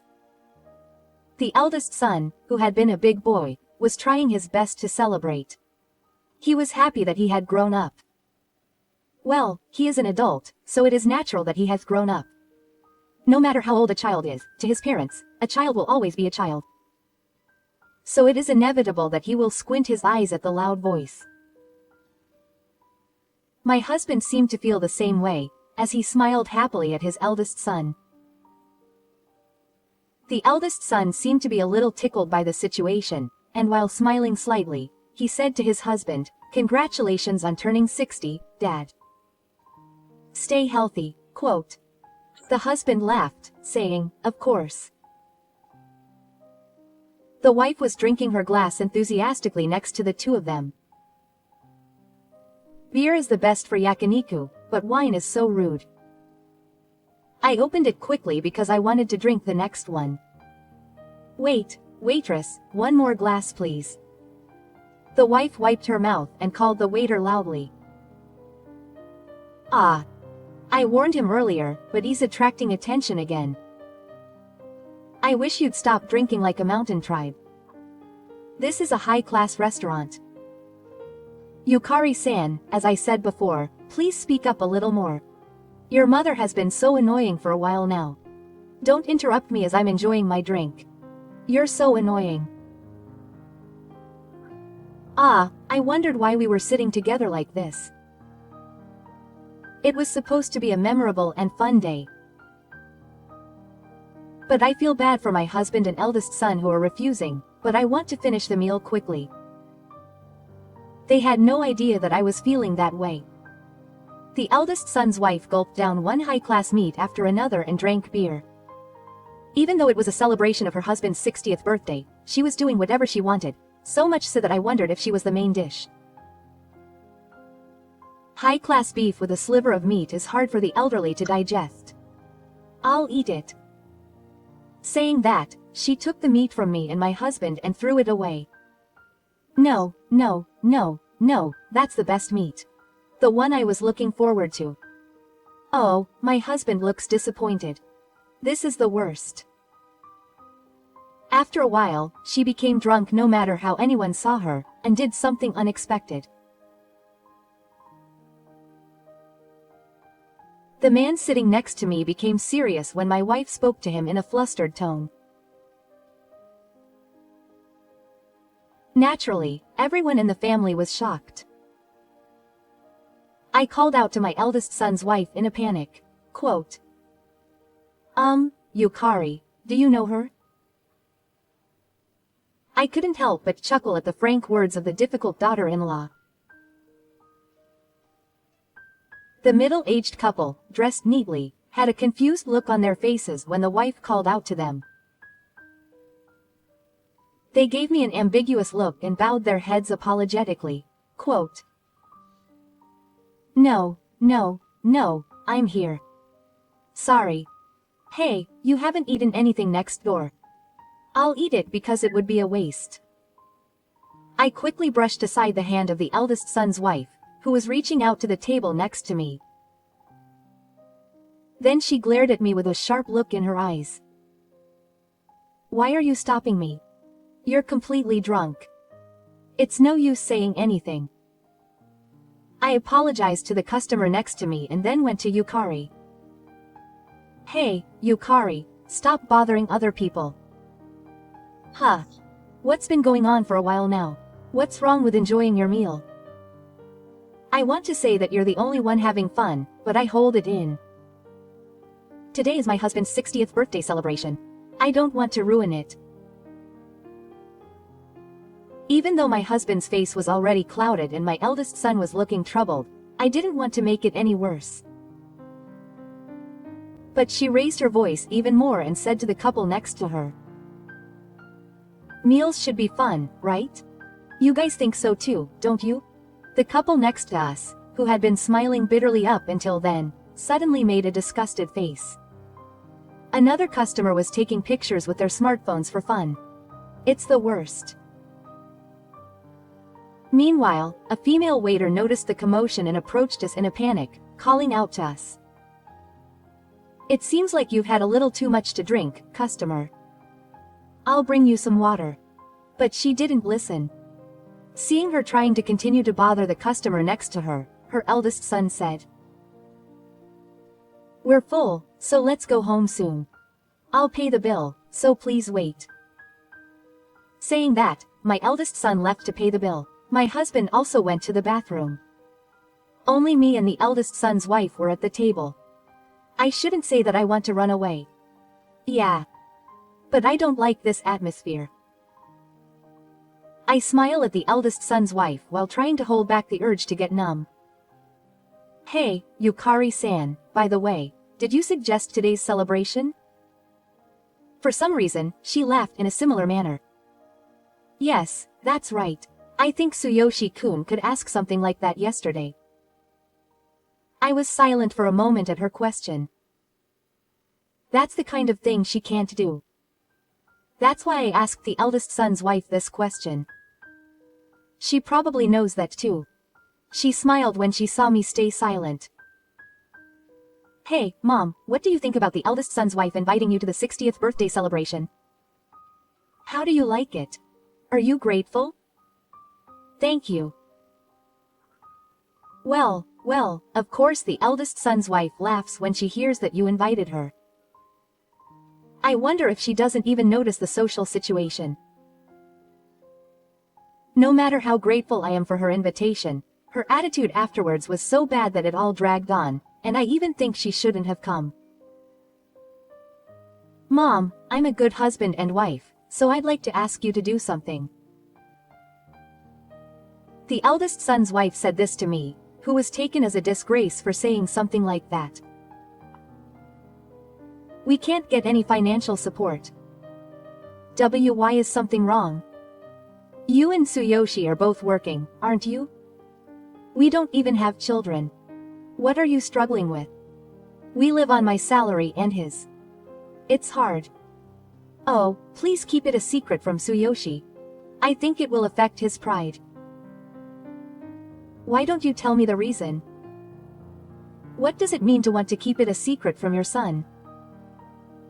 I looked at her with suspicion. Isn't there something strange after all? That's why she called us to this restaurant. If that's the case, that's fine. I'll just pay and go home. I'll go to Tsuyoshi for a bit. I stood up and tried to go to my son, but the eldest son's wife shouted at me. My wife grabs my arm in a panic. Wait a minute, Tsuyoshi will find out. You don't have enough money to even live, right? You can't do the accounting here. I mean, doesn't Tsuyoshi know that you don't have money to live on? It's so bothersome. Don't worry about that. It's fine today. I didn't tell Tsuyoshi today. What's that? Isn't that weird? Why didn't you tell Tsuyoshi? For Tsuyoshi, it's a celebration for his father. Do you need to silently surprise him with the money you spent on it? It's so bothersome. So you should just quietly help me out financially. That's why you went out of your way today. No, it's nothing. At that moment, the eldest son's wife's face turned pale. She looked as if she'd said, "Oh no." I sat down and faced her. Hey, Yukari, I think you should first have a proper discussion between you and your husband. Why haven't you done that? I don't need a lecture. It's not a lecture. I'm just saying the obvious. What do you mean, the salary of a manager in a big company is not enough? Did you make a big purchase? Please talk to me. We will be living on pensions from now on, and we don't have enough money to help you without knowing anything. When I said that, the eldest son's wife sighed in a deliberate manner. Oh, it's already bothersome. If you don't have money, it's a waste of time to talk.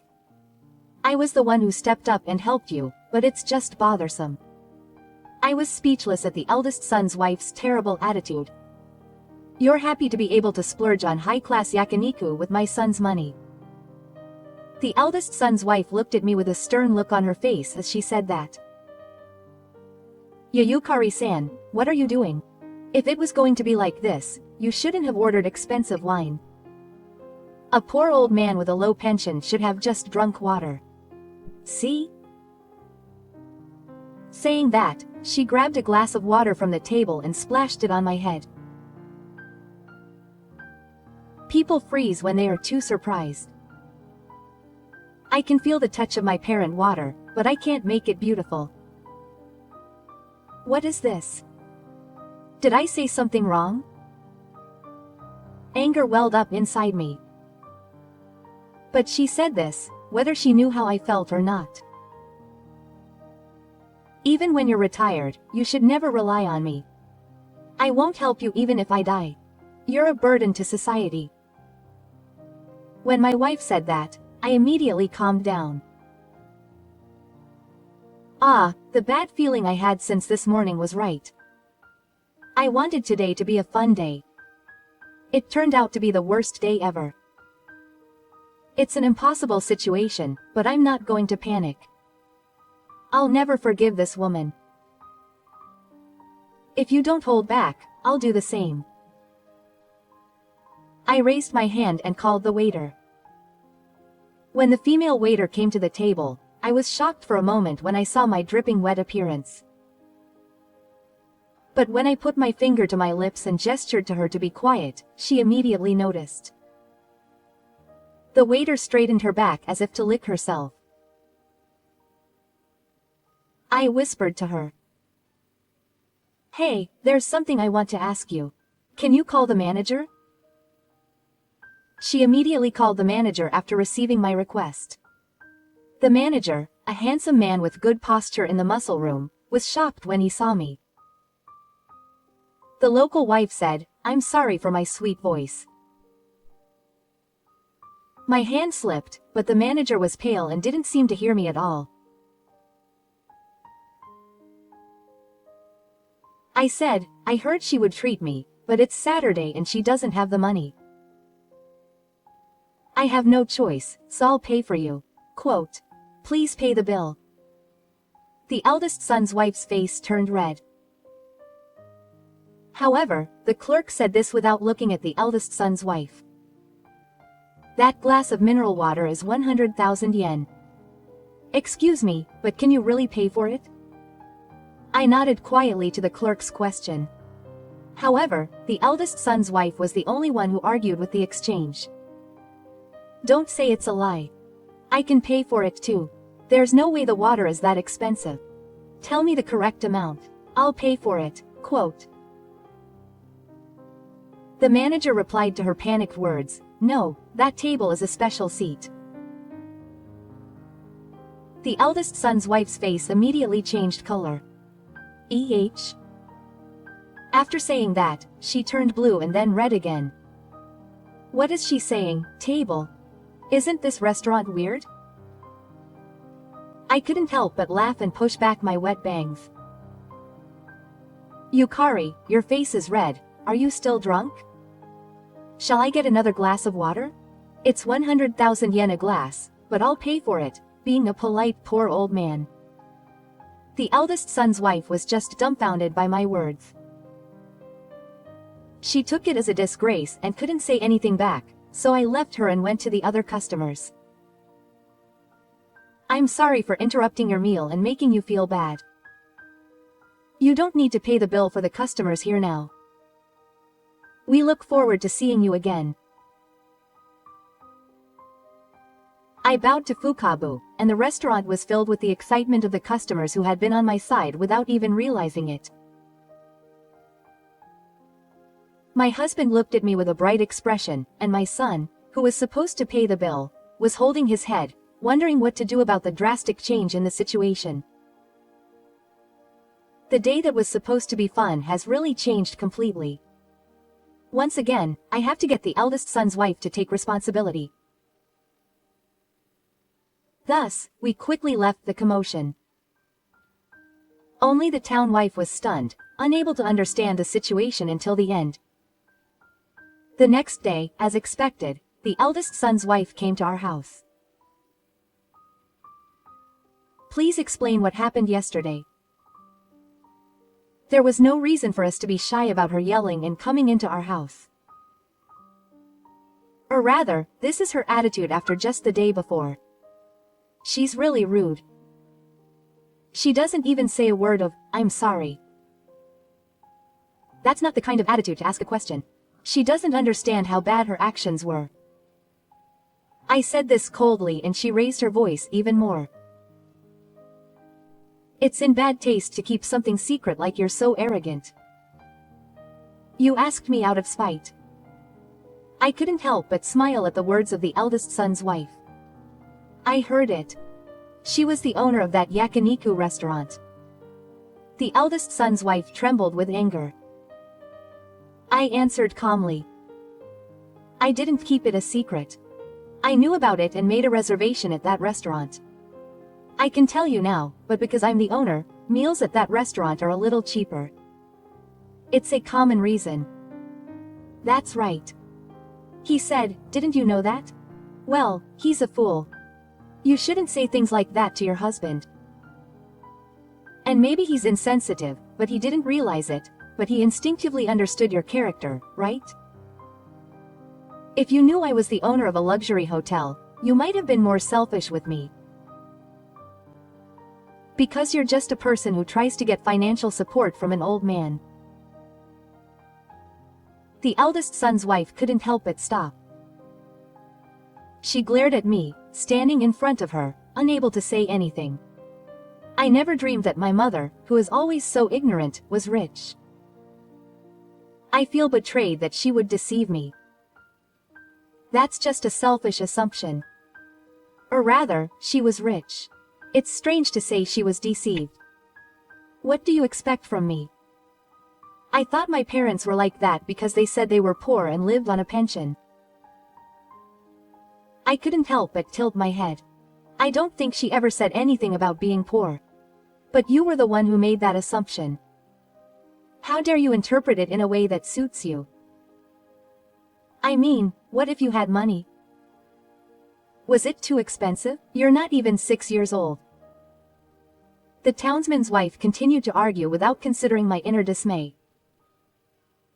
What's more, she also runs a high-end sushi restaurant. Why can't you help out if you have that much money? You're not stingy. You're mega stingy. I think it's strange that you have to help out if you have money. However, as the eldest son's wife, she seems to think that this opinion is correct. She deliberately provoked me as if she thought I would lose my temper if she told me the truth. However, she seemed irritated when she saw that I didn't change my expression. Yukari, you're mistaken after all. In this day and age, no one can afford it. Even if you run a restaurant, the cost of ingredients and labor is constantly rising and profits are very small. Social insurance premiums are also ridiculous. Still, it makes me happy to provide delicious food and service and see the happy faces of my customers. And yet you don't show any gratitude and only say abusive things, so I want to give you financial support. There's no way that's possible. Don't say that you're a liar. It's disgusting that money is more important than your son's wife. Personally, I think she's more of an ugly woman than a son's wife, but I kept quiet about it. I looked into the eyes of the eldest son's wife and said, "Hey, I'll ask you again, why do you need so much money?" Why? Because we're barely making ends meet, so why are we barely making ends meet? And why do you need to keep it a secret from Tsuyoshi? She looked away from me and was silent. I've always thought that, but it's strange. I wonder why she can't answer. As I was staring at her with cold eyes, Tsuyoshi called out to me from behind, saying that he wanted to know too. The eldest son's wife's eyes suddenly wandered, and the eldest son's voice became a low tone. It's difficult to manage the money, the eldest son's wife replied. So why doesn't she consult with me, her husband? Well, from the perspective of the flag, the eldest son's wife's excuses seemed unreasonable. I'm sure she knows that too. But she didn't mention it and just looked at her. If you're a married couple, you should talk about it. It's not right to involve your mother. Saying this, the eldest son looked at his wife with a stern look. He's grown up. Even though it's not the kind of situation, I'm interested in my son's growth. He's always gentle, but he knows exactly what to say. He was more mature than I thought.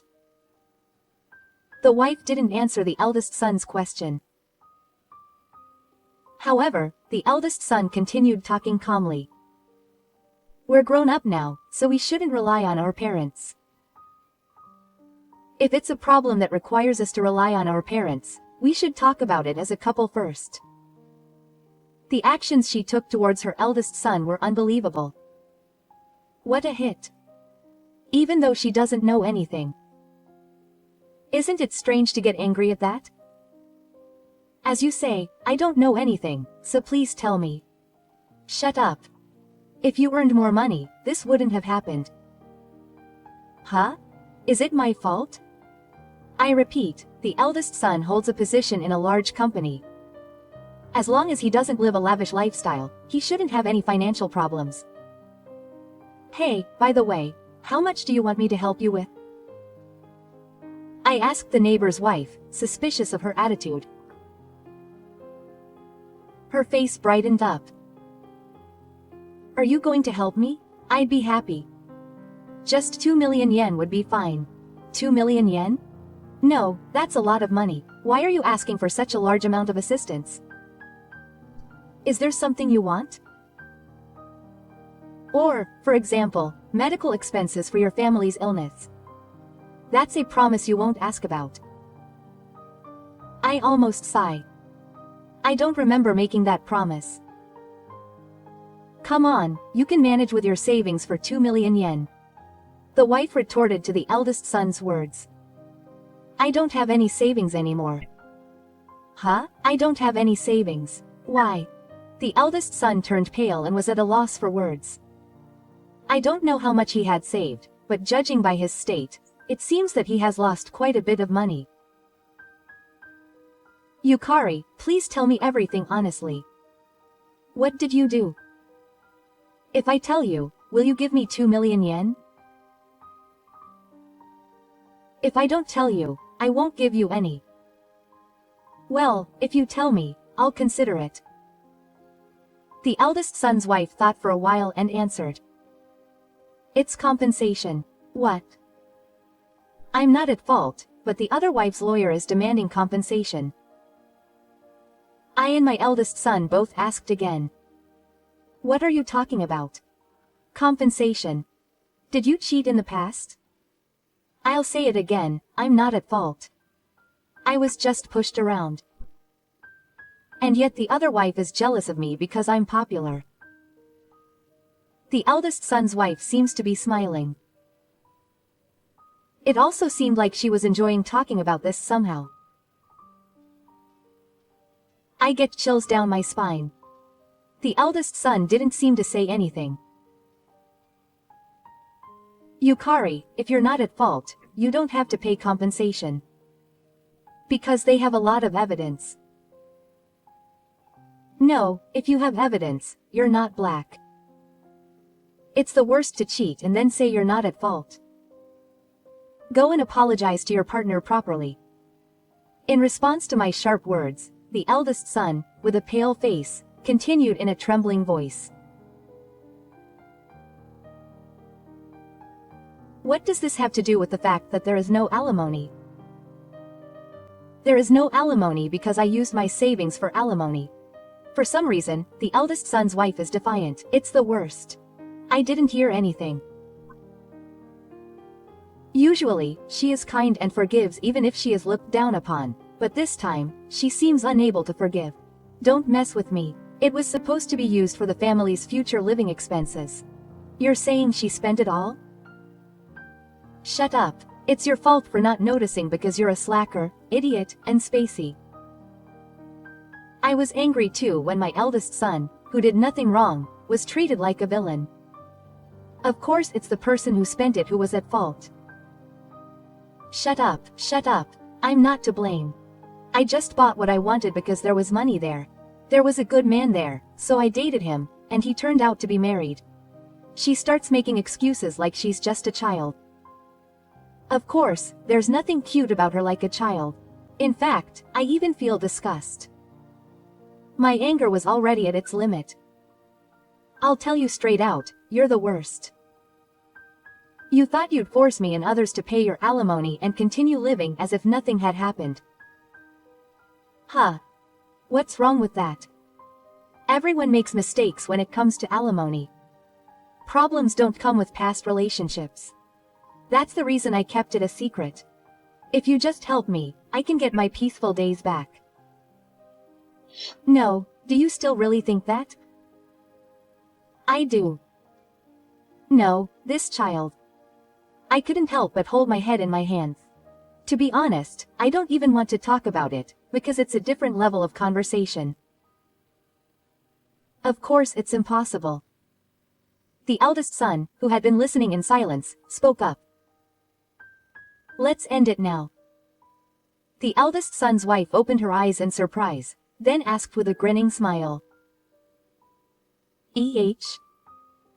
What does that mean? There's no way I can continue being a couple with you. Wait. Why is that? Were you listening to what I was saying? I was listening. Of course. And I told you to do as I said. I decided that I couldn't live with you because I had heard it. I don't understand why he brought up divorce in this situation. The eldest son's wife was speechless at the words of the eldest son. And she asked me if it was strange, right? It's strange to ask me such a question in this situation, but that means she doesn't understand the situation correctly either. I closed my eyes and took a deep breath. Well, I don't want to interfere in your divorce battle, but if you say it depends on my flames, I'll say it. The eldest son's wife looks at me with shining eyes. The eldest son nods quietly. I said in a strong tone. There's no way I'm going to pay it. If she bows her head in sincerity, it's one thing, but I can't believe she's pretending to be a good wife and trying to take money. In the first place, I don't want a woman who cheated in the past to be my son's wife. I want her to get away from my child as soon as possible. I said earlier that she would support me. I said that there is a possibility. 100 steps. If you're repenting and want to rebuild, it might be possible. When I said that, the wife looked at the man. Gominami checked his face. Hey, don't show me something ugly. She seemed to be unexpectedly shocked by her husband's rudeness. What are you saying? The eldest son ignored it and continued the conversation. We'll hire a lawyer to discuss savings and assets. Whatever you do with whom, it's none of my business. Live as you like. Then what about the 2 million yen? I said I'd give it to you. You liar and fraud. Are you going to call me later and still say it? I said to her as she yelled. If you say that, I'll charge you 100,000 yen for the water from yesterday. I can prepare a refill. Of course, you'll have to drink it from the top. Wow. No. Why me? Because you splashed it on me. It's the water you used, so I'll charge you. She stepped back, probably scared of my sales smile. She looked at the eldest son's face as if asking for help, but he didn't even look at her and said something unexpected. That's right, Mom, 1 drink. No, I'm the denominator too, so I can ask for 2. Yes, shall I prepare it by the glass, not by the spirit? That's good. Or rather, why don't you give her the entire meal cost today? It also serves as alimony. The daughter-in-law is left with her mouth open by the words of the eldest son. How can you say such a terrible thing? The eldest son and I looked at each other without thinking. To be honest, we feel that what you did was worse, but we didn't feel like telling you every single thing, so we kept quiet. I want you to learn this much on your own. I can't deal with these people anymore. I'm going home. Did you say that and not want to pay? The eldest son's wife rushed off, clutching her bag in a panic. I can't believe you left without paying. That customer is banned from coming back. When I said that, the store clerk nearby said with a wry smile, "Thank you for your hard work, owner." Yeah. I'm really tired. About half a year has passed since then. The eldest son and his wife's divorce was successfully finalized, but it seems that the former eldest son's wife has contacted me. Apparently, she receives many messages a day from her voicemail or emails about getting back together. I'm sorry. You're a kind person, so I'm sure you'll forgive me. You'll be lonely if I'm gone, won't you? You can still get back together now. Please hurry. She urges us to get back together like a TV shopping show. Apparently, even if she sends an email when she's in a bad mood, she still receives the same email, so her heart must be made of super alloy. She's too strong. Well, in reality, she's probably in such a difficult situation that she wants to rely on her ex-husband, but even if she clings to him now, her eldest son is no longer interested in her, and she has rejected that marriage to the point of being a failure in her life, so they will never go back to the way they were. The ex-eldest son's wife, who was ignorant of such things, continues to send love calls to her eldest son. What an idiot. She told him to give up when he got divorced, and he had been ignoring her love calls for a long time. She said things like, "I won't allow you to forget me. I'll make you regret it. Be careful on the streets at night." She started sending scary messages like these.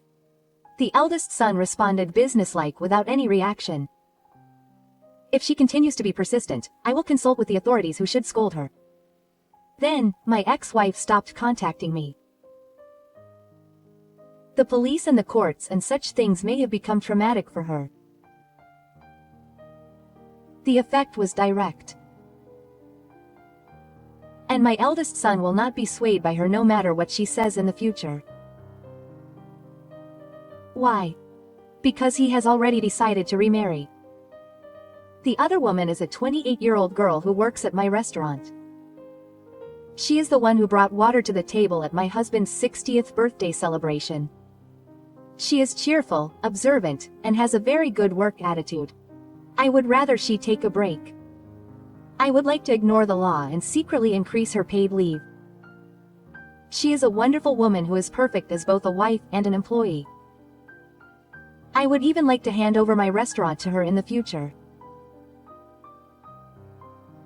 Well, I am still active, so I don't know what will happen until that time comes, but I will make it more popular, so please look forward to it when that time comes. Another 6 months have passed since then, and thankfully, my high-end yakiniku restaurant is fully booked every day. Word of mouth has spread, and it has become a popular place where it is difficult to make reservations. So I decided to take the plunge and open the second store. The second store has increased the number of private rooms, and is a restaurant that I can confidently recommend for use on special occasions such as body contact, anniversaries, and of course, other than the calendar year. Let's use the know-how we have cultivated so far to provide our customers with the ultimate yakiniku experience. Of course, we are also based on experiences where we did not enjoy ourselves, so we are perfect at dealing with troublesome customers. By the way, the manager of the second store is our proud poster girl, the new eldest son's wife. Even though she is pregnant, she is still a hard worker and comes to work even when I tell her to take a break. I was really worried, so I forced her to sleep and let her take a break. It's been a long time since I've been on the site. I can't believe I'm working on the site at this age. But if I think about it for my cute grandchild and my precious daughter-in-law, I feel like I can work even more. I'm glad I went to the gym to get my stamina up. I still have to work hard. Maybe I'll try squats next time while holding my grandchild in my arms. Childcare muscle training, maybe it's already possible. I don't want to run the gym, but I need to settle down soon. Although I may be nearing retirement age, I am still active and do my best to serve customers at this proud store. I look forward to your continued visits. By the way, water is provided free of charge. The only person who received 100,000 yen was my ex-wife.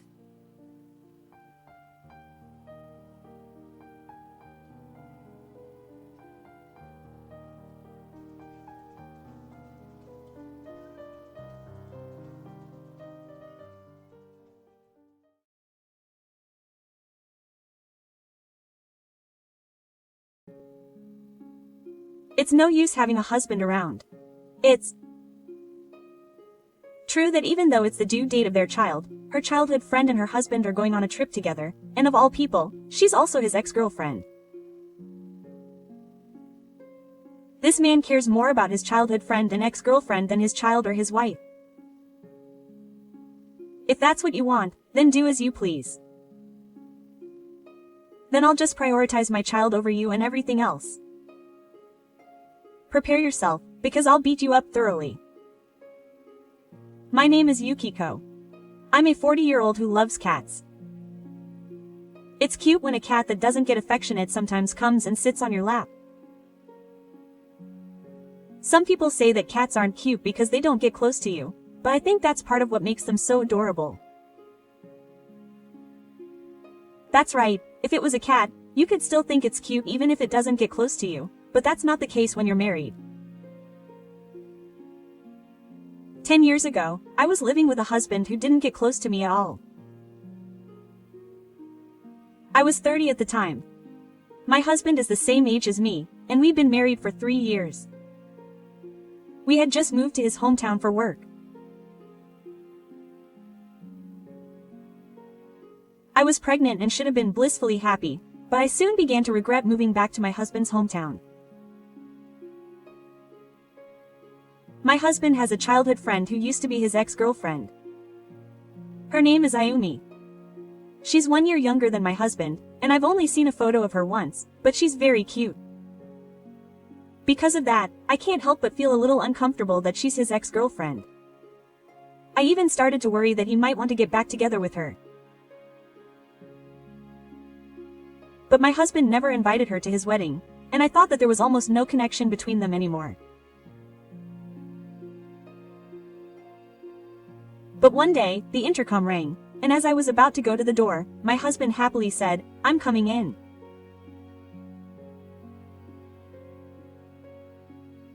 Feeling a little strange, I let him tell me, and he invited my childhood friend into the house, saying, "Take your time." I hadn't heard that she was coming to the house, so I left. Besides, even if she's just a childhood friend, wouldn't you normally let her into your house in front of your ex-wife? Isn't it a bit too late to let her in? My husband's lack of consideration is constantly making me irritated. However, my husband and his childhood friend didn't seem to care about me at all, and they were having a great time reminiscing about their old times. I felt as if I was intruding on their home, which made me uncomfortable. After that, my childhood friend's girlfriend started coming to our house frequently. At first, if they were acting friendly in front of me, his wife, then they really weren't in a relationship. I tried to be a little more accepting and considerate, but my efforts only lasted for a short time. After all, when she came over, I would serve her tea, pour her a refill while my husband and her were having a friendly chat, and as usual, All I could do was watch their conversation without joining in on the conversation.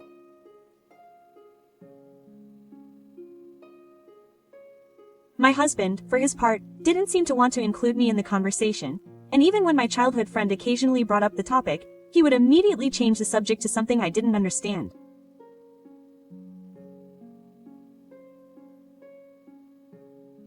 I couldn't stand his attitude that it was natural for a pregnant wife to be busy, so I finally told him, please don't invite that girl over to our house anymore. Why can't she meet up with her friends? Besides, I'm pregnant too, so I want the house to be a place where I can relax if possible.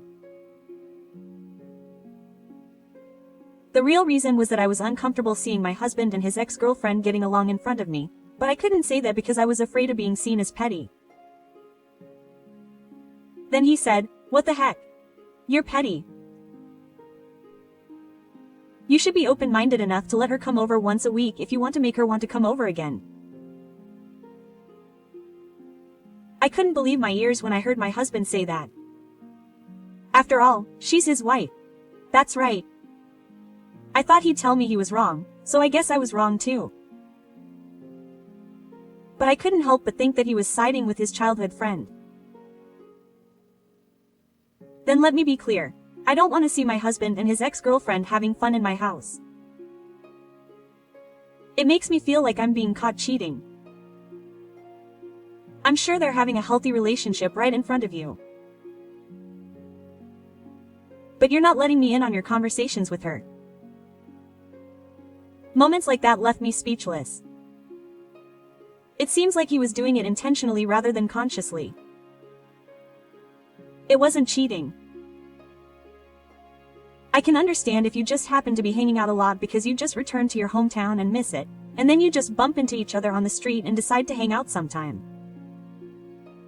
But you always go out of your way to invite her to come over. That's normal for a friend. You've never even invited a male friend over to your house. That's how you and Ayumi are.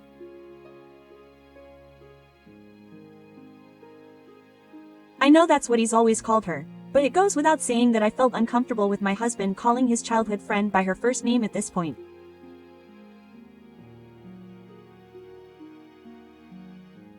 It just sounded so familiar, like he was calling her. I'm sorry. Well, yeah. I went too far. I'll reflect on this. I won't invite her over to my house anymore. Really? Yeah. So please cheer up. Yeah. My husband said that and hugged me and patted my head, but even that gesture felt like a rush job. Was it because of my bad personality? It felt like there was no emotion in it. And later on, my hunch turned out to be right. After that discussion, my husband started coming home later and later. When I asked my husband why he had been coming home late recently, he said, "I've been to Ayumi's house." Huh? Don't get me wrong. I'm just talking. It's not cheating. Why did you go out of your way to tell me not to invite her over? Aren't you keeping your promise? I couldn't help but be stunned by this unexpected turn of events. In short, my husband said that he was going to go play because he was told it was a bad idea to invite her over. Even though he couldn't understand her, he said jokingly, but with a smug look on his face, that he was a good husband for fulfilling his wife's wishes. Even as a joke, it was hard to laugh. Why do you want to see her so much? Because she's my childhood friend. I really know that much. You've been calling her in the middle of the night, and you've been talking to her in person and on the phone. There's no need to talk so much. Isn't there some other reason? What's another reason? For example, when you said you still loved her, and I glanced at my husband, his face looked scary. That's not right. There's no way that would happen. It's clearly a throwaway. This is the worst. It goes without saying that my point was absolutely correct. Enough already. I cried and shut myself in. My husband kept asking me to listen to him, but I ignored him and went to sleep. Tomorrow is the due date, so what will happen to us as a couple? Will we be able to welcome this child as a couple? The next morning, filled with such anxiety, I woke up to a commotion at the front door.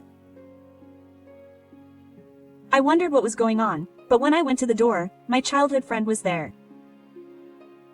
Tohara was carrying a suitcase, and for some reason my husband was also carrying his suitcase to the door. What are you doing? To my bird. Oh, Yukiko. My husband looked back at me as if nothing had happened. I'm going on a trip with Ayumi now. I didn't hear anything. What are you talking about? Today is the due date. I was going to tell you yesterday. It's because you're sleeping because you're sick. Today is Ayumi's birthday too. I don't know if the child will really be born today, but the fact remains that today is Ami's birthday. It's an important day. I don't get it. So you care more about your childhood friend's ex-girlfriend than your child? First of all, why would you tell me about the trip the day before? That's weird.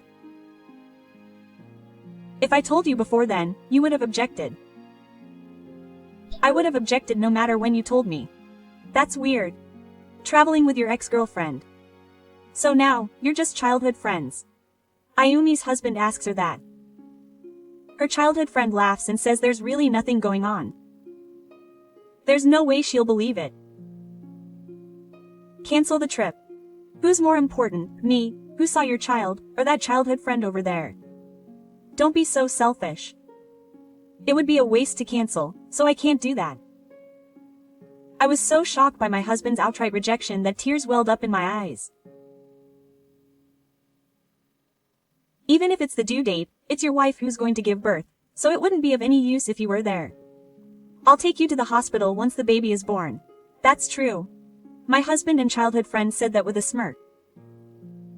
No matter how much I said no, they didn't listen and left the house because it was time for the Shinkansen. Unable to bear the harsh treatment, I hid myself in the entrance hall and cried for hours. In the past, I had felt lonely being alone when I was about to give birth, so I asked my in-laws, who lived nearby, to come to my house. After that, I started preparing for the birth, but there was no sign of labor, and in the end, my long-awaited first daughter, Sayuri, was born a day later than the due date. My husband, who had apparently received a call from my in-laws about the birth, had just returned from a trip, and it seems that the baby had been born. My husband looked tired and had a smile on his face. And for some reason, next to him, I was holding a baby for the first time. My childhood friend was excited. There's no way I'd let you hold my child. The nurse, who knew nothing about this, tried to leave the child with my husband. My husband happily reached out his hand and tried to pick up the child, saying, "I'm a father." Huh? Who? At the same time that I said that, my mother called out to the nurse and took the child.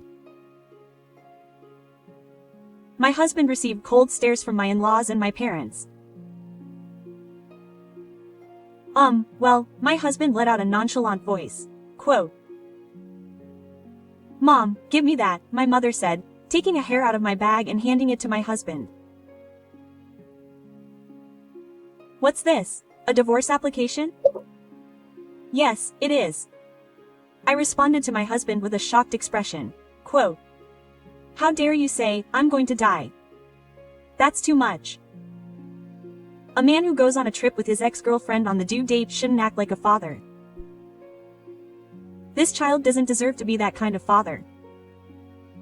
Up until now, I've been able to endure it all by myself, but from now on, I'll have to drag the child into it. I don't want that, so I'm getting a divorce." I thought it was better for a child to have both parents together, but a child wouldn't want parents who fight about their ex-girlfriend every day. My husband responded to my words by saying, "Hey, that's too short a time. Don't get so angry just because of a trip." Quote. He tried to appease me with a smug look on his face.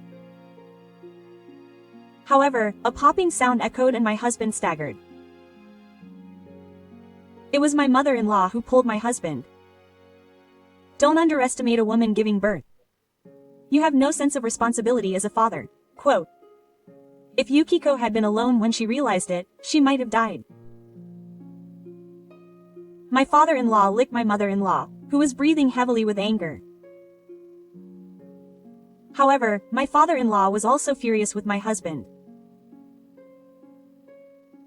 He glared at my husband with red eyes, saying he was ashamed of raising such a son. What the heck, even my mother's. Taka is on a trip. I didn't cheat on you. I'm this child's father. You're treating him too badly. I don't think of him as a father. When I raised my voice at my husband's words, Yoshishi gently rubbed my back, saying that he would touch my body. I'm truly glad that my in-laws paid the difference and gave me a private room because they thought there would be a fight if my husband came over. None of us could suppress our anger at my husband at that moment. I think my parents are right that we can't leave our daughter with Shinji-kun anymore, I replied.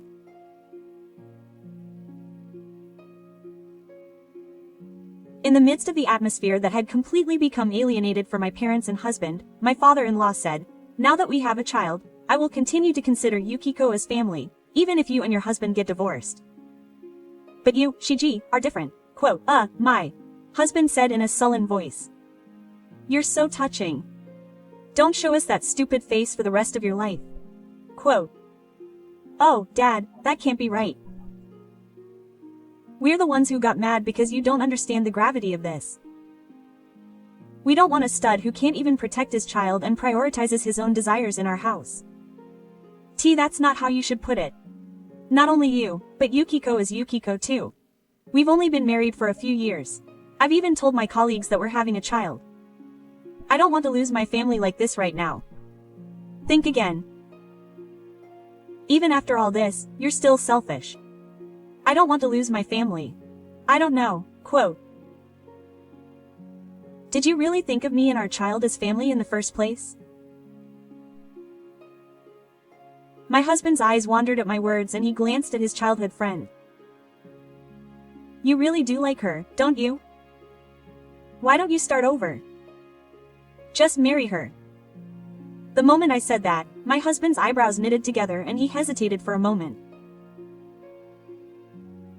He wasn't completely unhappy, but he must have wondered what his childhood friend thought. Wait, ma'am. I really have no interest in this guy anymore. The guy the first dated before was just a middle school student who had a crush on an older guy, and I really don't see Ji-kun as a man at all.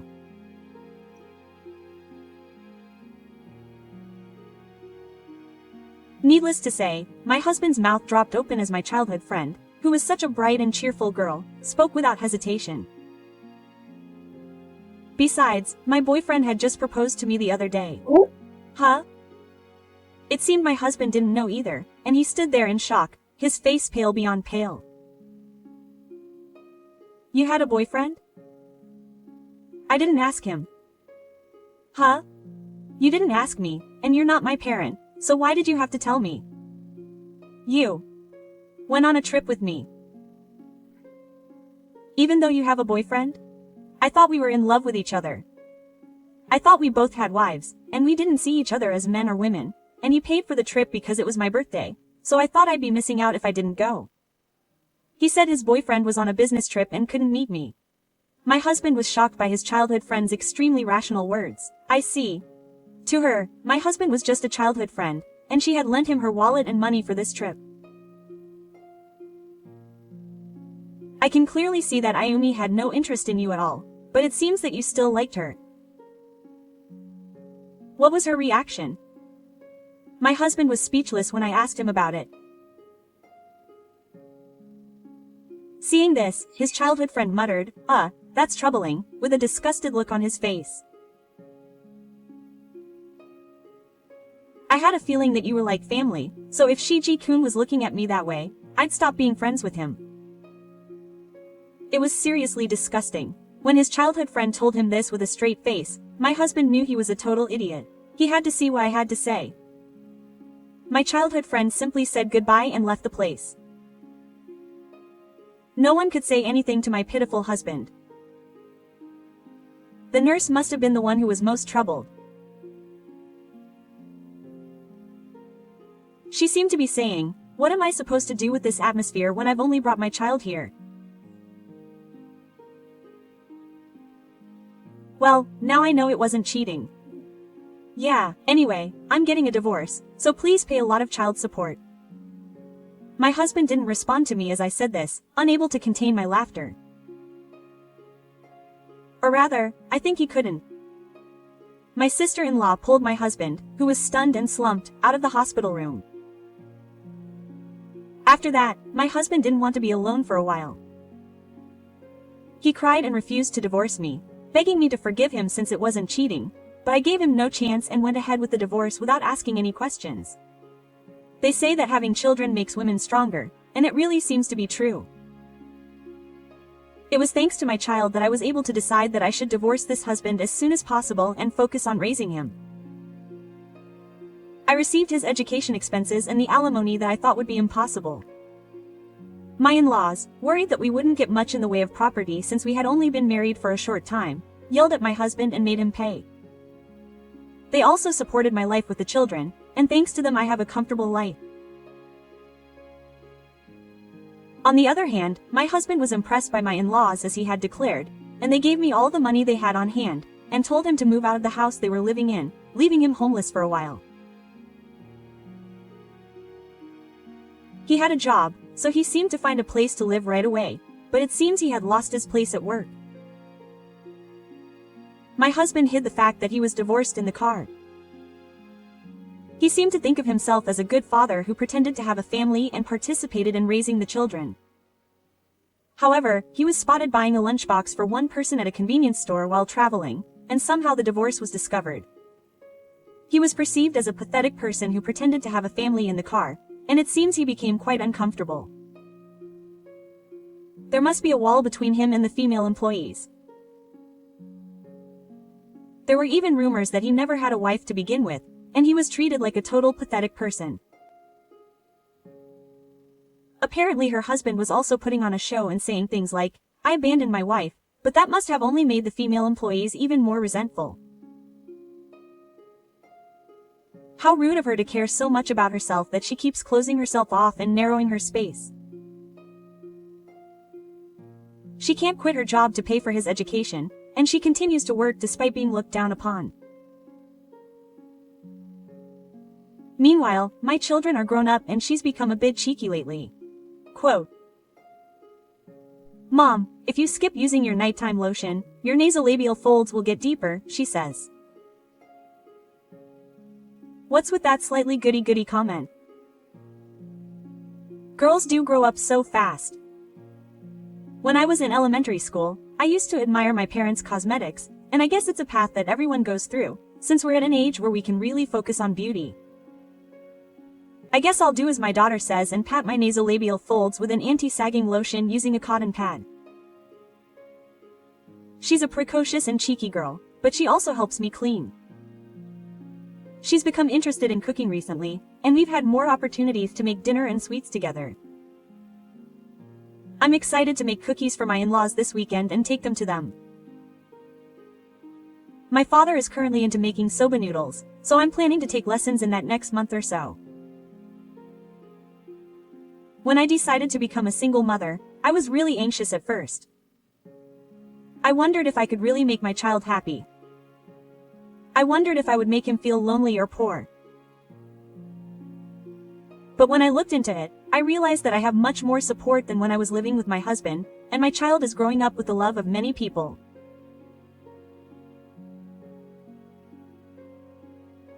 Some people still say the old-fashioned idea that it's better to have both parents, but I realize that what's important is how much love there are adults who can give to the child.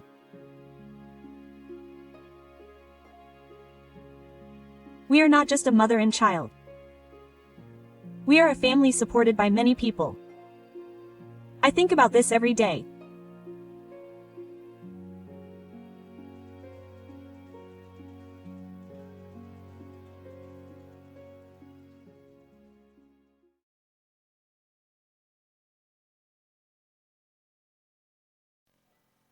あいつも前の母さんみたいに病院送りにしよう。笑いながらそんな話をする夫とその連れ子に背筋が凍った。一刻も早くこんな家は出よう。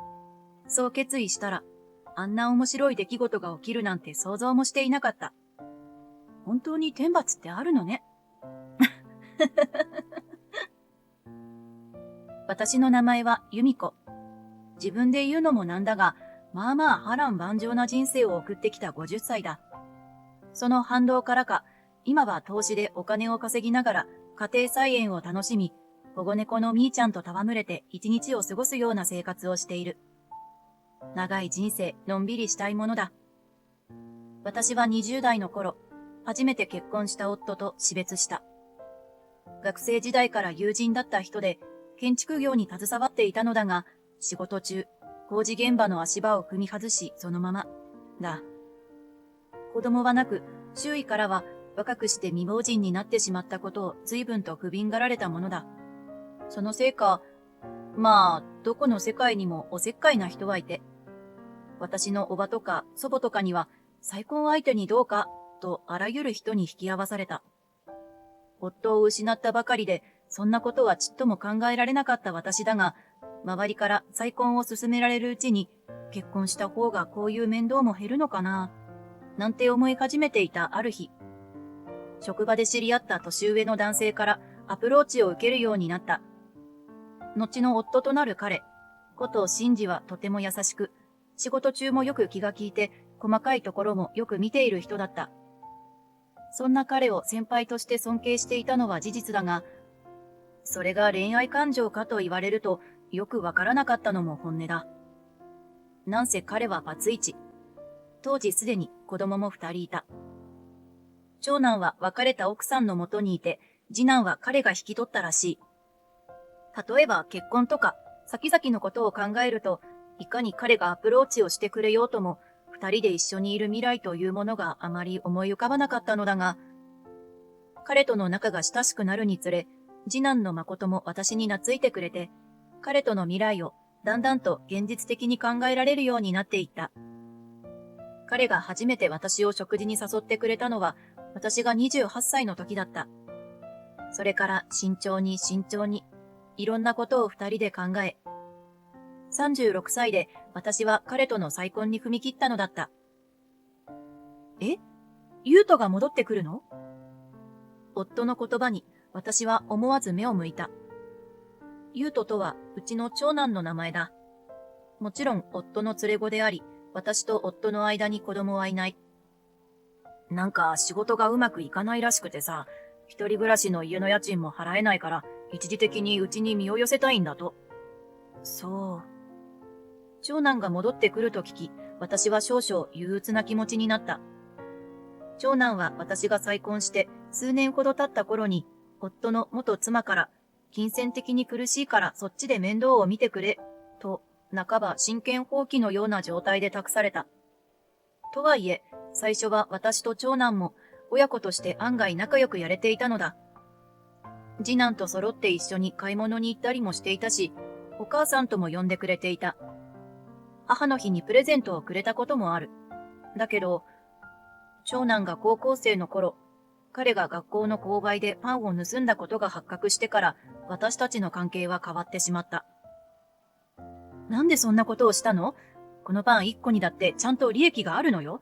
購買で働く人たちの生活が困るような、誰かの迷惑になるようなことはしちゃダメ。私がそう叱ったとき、長男は私を激しく睨みつけてこう言ったのだ。はっ、飯炊きおばさんが偉そうに何言ってんだよ。え？当時はもう彼らにとっての母親になれたつもりでいただけに本当にショックだった。物語の世界のように、なんてこと言うのよ、キーみたいな反応はできなかった。声も出せずに絶句したのを覚えている。長男が起こした問題はそれだけではない。同じクラスの女子生徒に廊下で抱きつき、その子が嫌がってもふざけているだけと言い張って離れず、相手の親御さんが学校に乗り込んで大騒動になったこともあった。好意を持っていたと本人は言っていたが、仮に好意があったとしても、相手の同意なくやっていいことではない。他にもちょっと口論になったクラスメイトのものを隠したりするなど、やりたい放題だ。学校での彼の姿を見ていたわけではないので断言はできないが、友達はいなかったように思う。少なくとも休日に友人と出かけたりする様子はなく、ほとんど家にいた。まあやったことを考えれば当然だ。その都度、私は長男に説教をしたが、長男は一切聞く耳を持たず。それどころか、長男との関係は日に日にギスギスしていき、大学進学とともに彼はこの家を離れた。その長男が戻ってくると言われて不安にならないはずがない。しかし彼も社会人を経験した身。思春期、真っ只中だったあの頃よりは大人になっているかもしれない。と期待もしていたのだが、長男が我が家に帰ってきて1ヶ月ほど経ったある日、見かねた夫がこんなことを尋ねた。言うと、お前働くあてはあるのか？夫の言葉に長男はめんどくさそうにお尻をかきながら、目線はテレビに向けたままでこう言った。なるようになるんじゃない？長男の言葉にため息が出たのは言うまでもない。実のところ、我が家に戻ってきてからというもの、長男の生活はそりゃもう自堕落で、このままではニート待ったなしだ。私としては、早く社会復帰した方が彼のためになると思うのだが、そんなことを言おうものなら大喧嘩である。私の言葉じゃ聞き入れてくれないと分かったので、夫にも協力を頼んだが、このざまだ。やりたいことはないのか？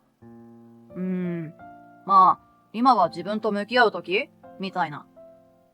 大人なんだから、そんな中学生みたいなふわっふわした回答をしないでほしい。しかし夫は、そうか、大事だな。と返した。嘘でしょ？その後、夫と二人になった際に、改めて長男について話し合ったのだが、ねえ、言ってることは学生みたいだけど、優斗はもう28歳よ。給食活動もせずに、家でダラダラしてるだけの生活を認めてていいの？私の言葉に、夫がと頭を抱える。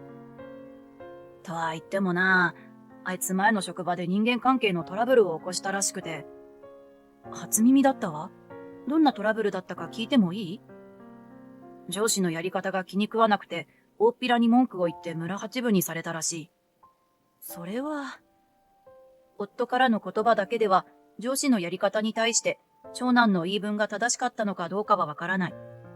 だが、村八分にされたということは、少なくとも文句の言い方は悪かったんじゃないだろうか。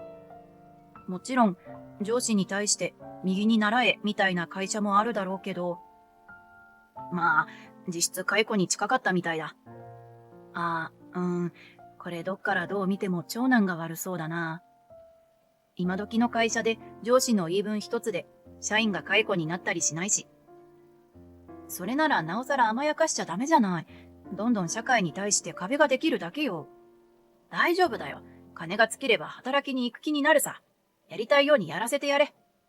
そんな悠長な。言いたいことはいくつもあったが、あくまで自分はママ母という気持ちからこれ以上強くは言えなかった。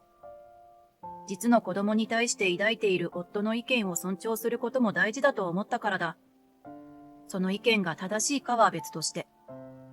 良好な関係を築いている次男とならば、夫抜きできちんとこういう話もできるのだが、夫の言う通り少し様子を見るか、と思い、2ヶ月、3ヶ月と過ぎていった。唯一、長男がせっせとハローワークに通っていた理由だった失業保険の受給もとうに終わっている。気づけば今じゃ夫に小遣いまでもらっているらしい。さすがにやりたいようにやらせすぎではなかろうかと見かねた私はついに長男へこう言った。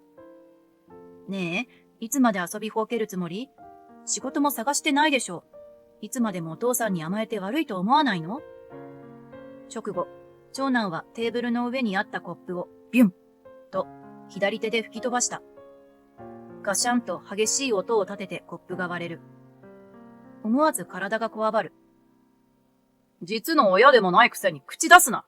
俺がどんな人生を送ろうとお前に関係ねえだろ。あなたが私を母親と思ってなくても、私は私なりにあなたが大事なの。このままあなたが自堕落な生活を送ることを見過ごせないわ。親なら子供のしたいようにさせるべきだろ。それは子供が子供の年齢の時だけよ。あなたはもういい大人なの。本来なら自分で自分の人生がどうあるべきか。うるせえっつってんだろ。ああ、ほんと元の母親の方が言いなりでよかったな。そんな言い方。罰としてこの金もらうから。え？ちょっと。そう言って長男は私の制止も聞かずに生活費の入った封筒から万札を2枚ほど抜き去り自室へと引きこもった。比べるわけではないが、兄の後に就職した次男は最初に入社した会社でもう出世し、社会人として立派にやっている。どちらも愛情はきちんと注いだつもりだ。一体何が悪かったのだろう。答えは到底見つからず、その夜は少しも眠れなかった。この日のことは夫にも告げたが、相変わらずのらりくらりで改善する兆しはない。私も負けじと折に触れ、長男に働くよう説得したが、煙たがられる一方だ。まあ、当然か。どうしたものかと頭を抱えていたある日、とんでもない会話が聞こえてきた。もうあの女めんどくせえよ。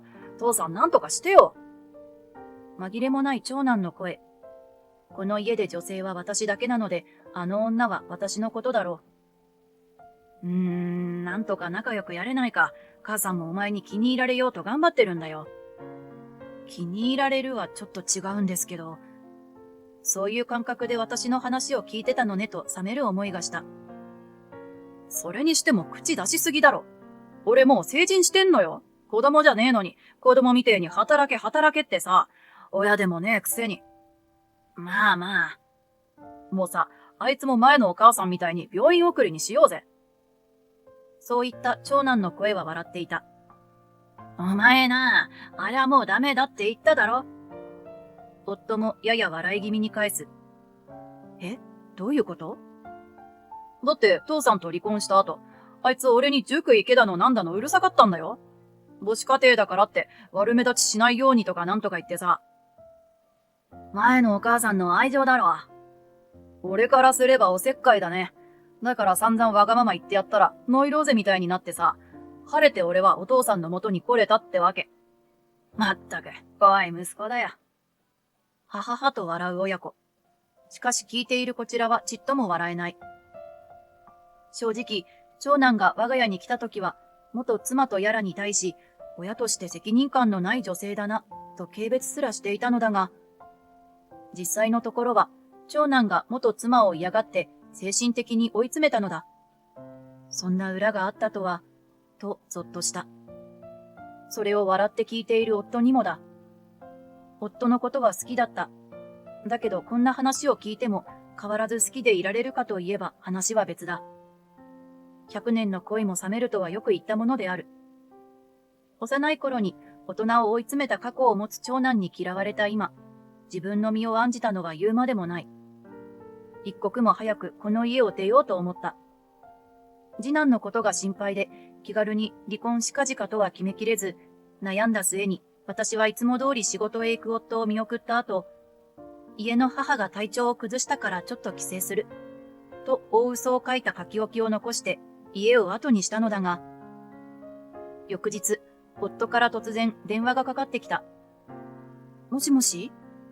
由美子？大変なんだ。母さんが救急車で。夫は慌てきっているようで、話もいまいち要点を得ていなかったが、要約すると義母が入院したとのことらしい。義母には私もよくしてもらっていた。家出下見だとか、夫に会いたくないとか、近々言っている場合ではない、と思い、私も慌てて病院へ駆けつけた。すると、まったく、いい年になって子供みたいなことをさせてるんじゃないよ。病室に近づいた瞬間、義母の怒号が響いた。即座に看護師が駆けつけ、お静かに、というやりとりが聞こえる。何事かと思い、室内を覗いてみると、長男と夫が義母のベッドの横で正座させられていた。だいたいあんたたちはねえと、由美子さん来てくれたの？そう言って、先ほどの鬼の形相とは打って変わって、笑顔で私を出迎えてくれた義母。お母さん大丈夫なんですか？救急車で運ばれたって聞いて。そうなのよ。この子たちのせいで。どういうことですか？私、優斗に階段から突き落とされたのよ。違うって。義母が声を荒げると、長男がすかさず反論した。ちょっと脅かそうと思ってわって声出したら、ばあちゃんが階段から落っこちたんだよ。長男の言葉に義母は、私は足腰の弱った老人だよ。そんなことすりゃ驚いて階段から落ちるのも当然だろ。そんなことも想像できないのかい。と怒鳴った。本当にごめんって。別に俺はばあちゃんをそんな目に遭わせるつもりはなくて。そんな目に遭わせるって言い方が気になるわね。なんだかちょっと痛い目見せてやろうとしてたみたいな感じ。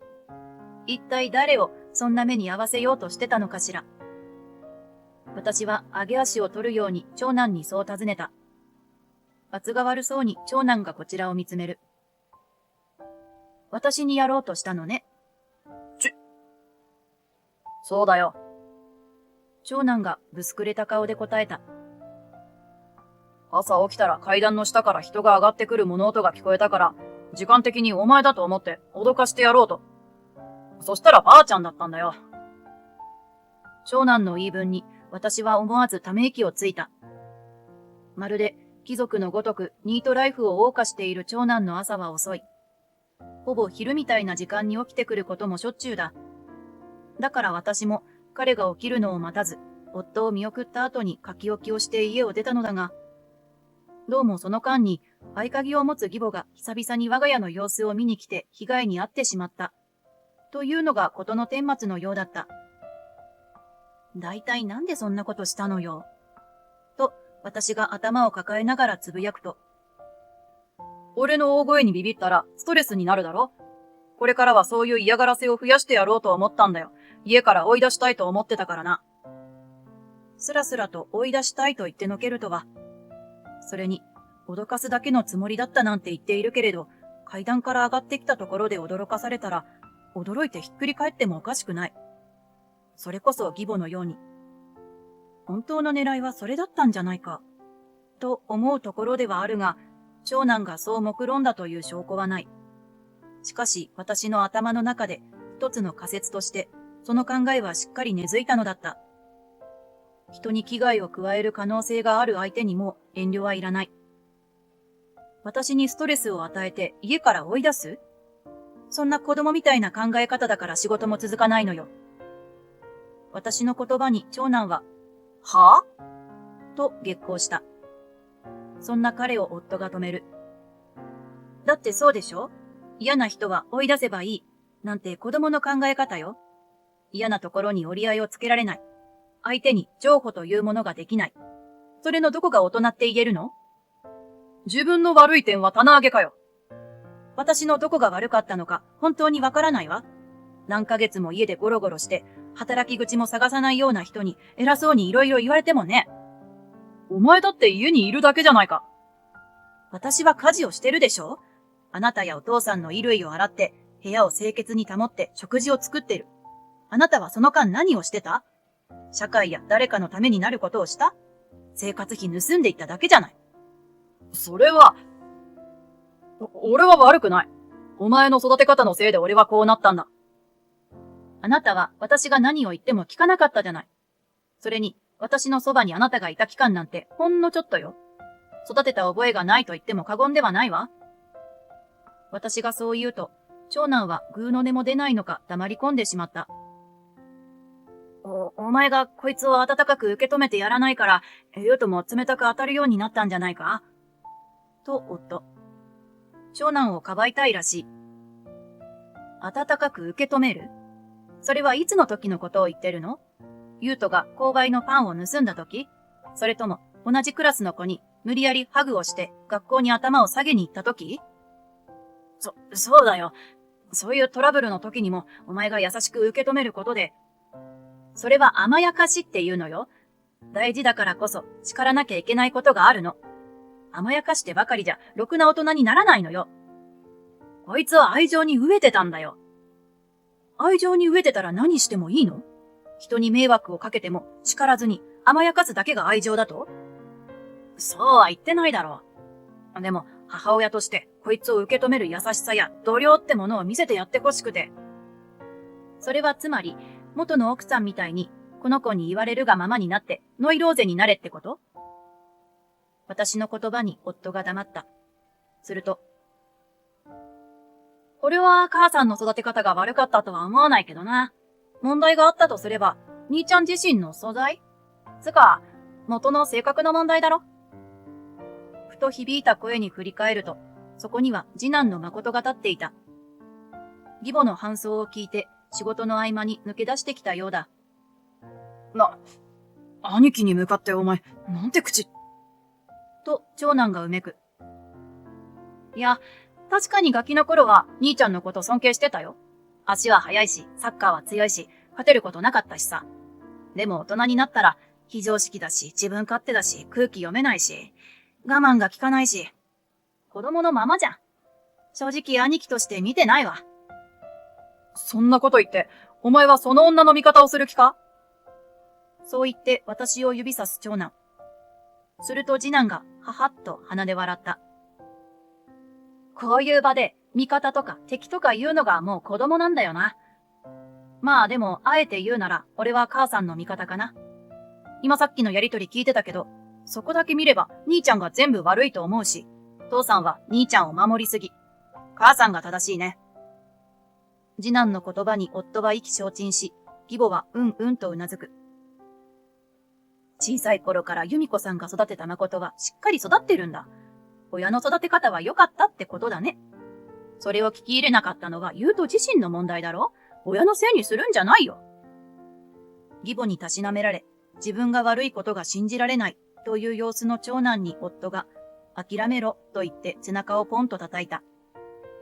夫も長男をかばうのは無理があると思いつつ、味方についていたのだろう。しかし次男と義母、そして私たちにやり込められ、もうかばいようがないと判断したらしい。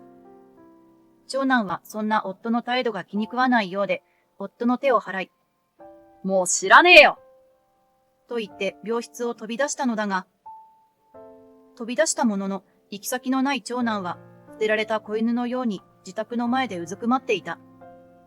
まるで家出した中学生だ。そりゃそうだ。お金もないし、病院には木の実木のままで行っていたのだから。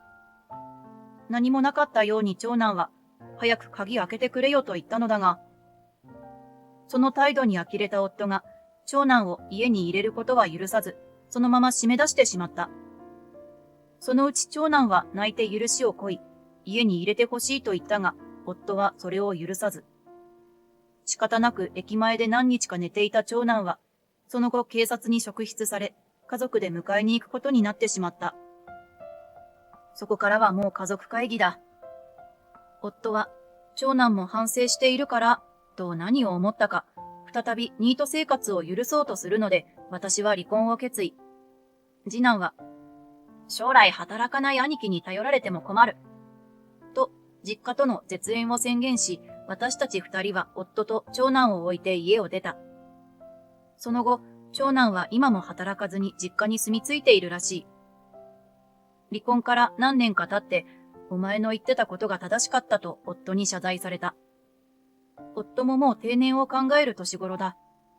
自分の老後、長男がどうなるのかと考えると不安だろう。このままでは年金では足りず、アルバイト生活をしながら長男を面倒見ることになるのは決定だ。それは夫も分かっているようで、すっかり悩みの種になっているようだった。何年も甘やかされた長男が、今更心を入れ替えて働くとは思えないしね。どうするのやら、やれやれ。早めに縁を切って正解だったと思う今日この頃だ。私はというと、一度実家に戻り、職業訓練校に通って医療事務の資格を取り就職。お金を貯め、今は投資とインターネットで手作りのポーチや小物を売って生活している。贅沢な暮らしとは程遠いが、何にも縛られず、保護猫のみーちゃんとまったり、のんびり、悠々自適な毎日だ。次男とは今も交流があり、孫も生まれた。最近は家族で私の元に遊びに来てくれていて、子供が生まれたし、今のマンション暮らしをやめて、今度は一軒家にするそうだ。そして、その家に私も住まないかと誘われている。私は次男にとって実の母親ではないし、今や戸籍上すら母親ではないわけで、孫だって私と血のつながりは一切ない。そんな私が一緒に暮らしていいのかなという負い目があり、まだ答えは保留にしているのだが、次男と何より彼のお嫁さんが、何そんな水臭いこと言ってるんですかお母さん。一緒に住みましょうよ。と、ものすごく熱烈アプローチをしてくれるので、正直、同居してみようかな、という気持ちになりつつある。人生は思っているよりも温かい出来事で溢れているのかもしれない。そんな風に思う今日この頃だ。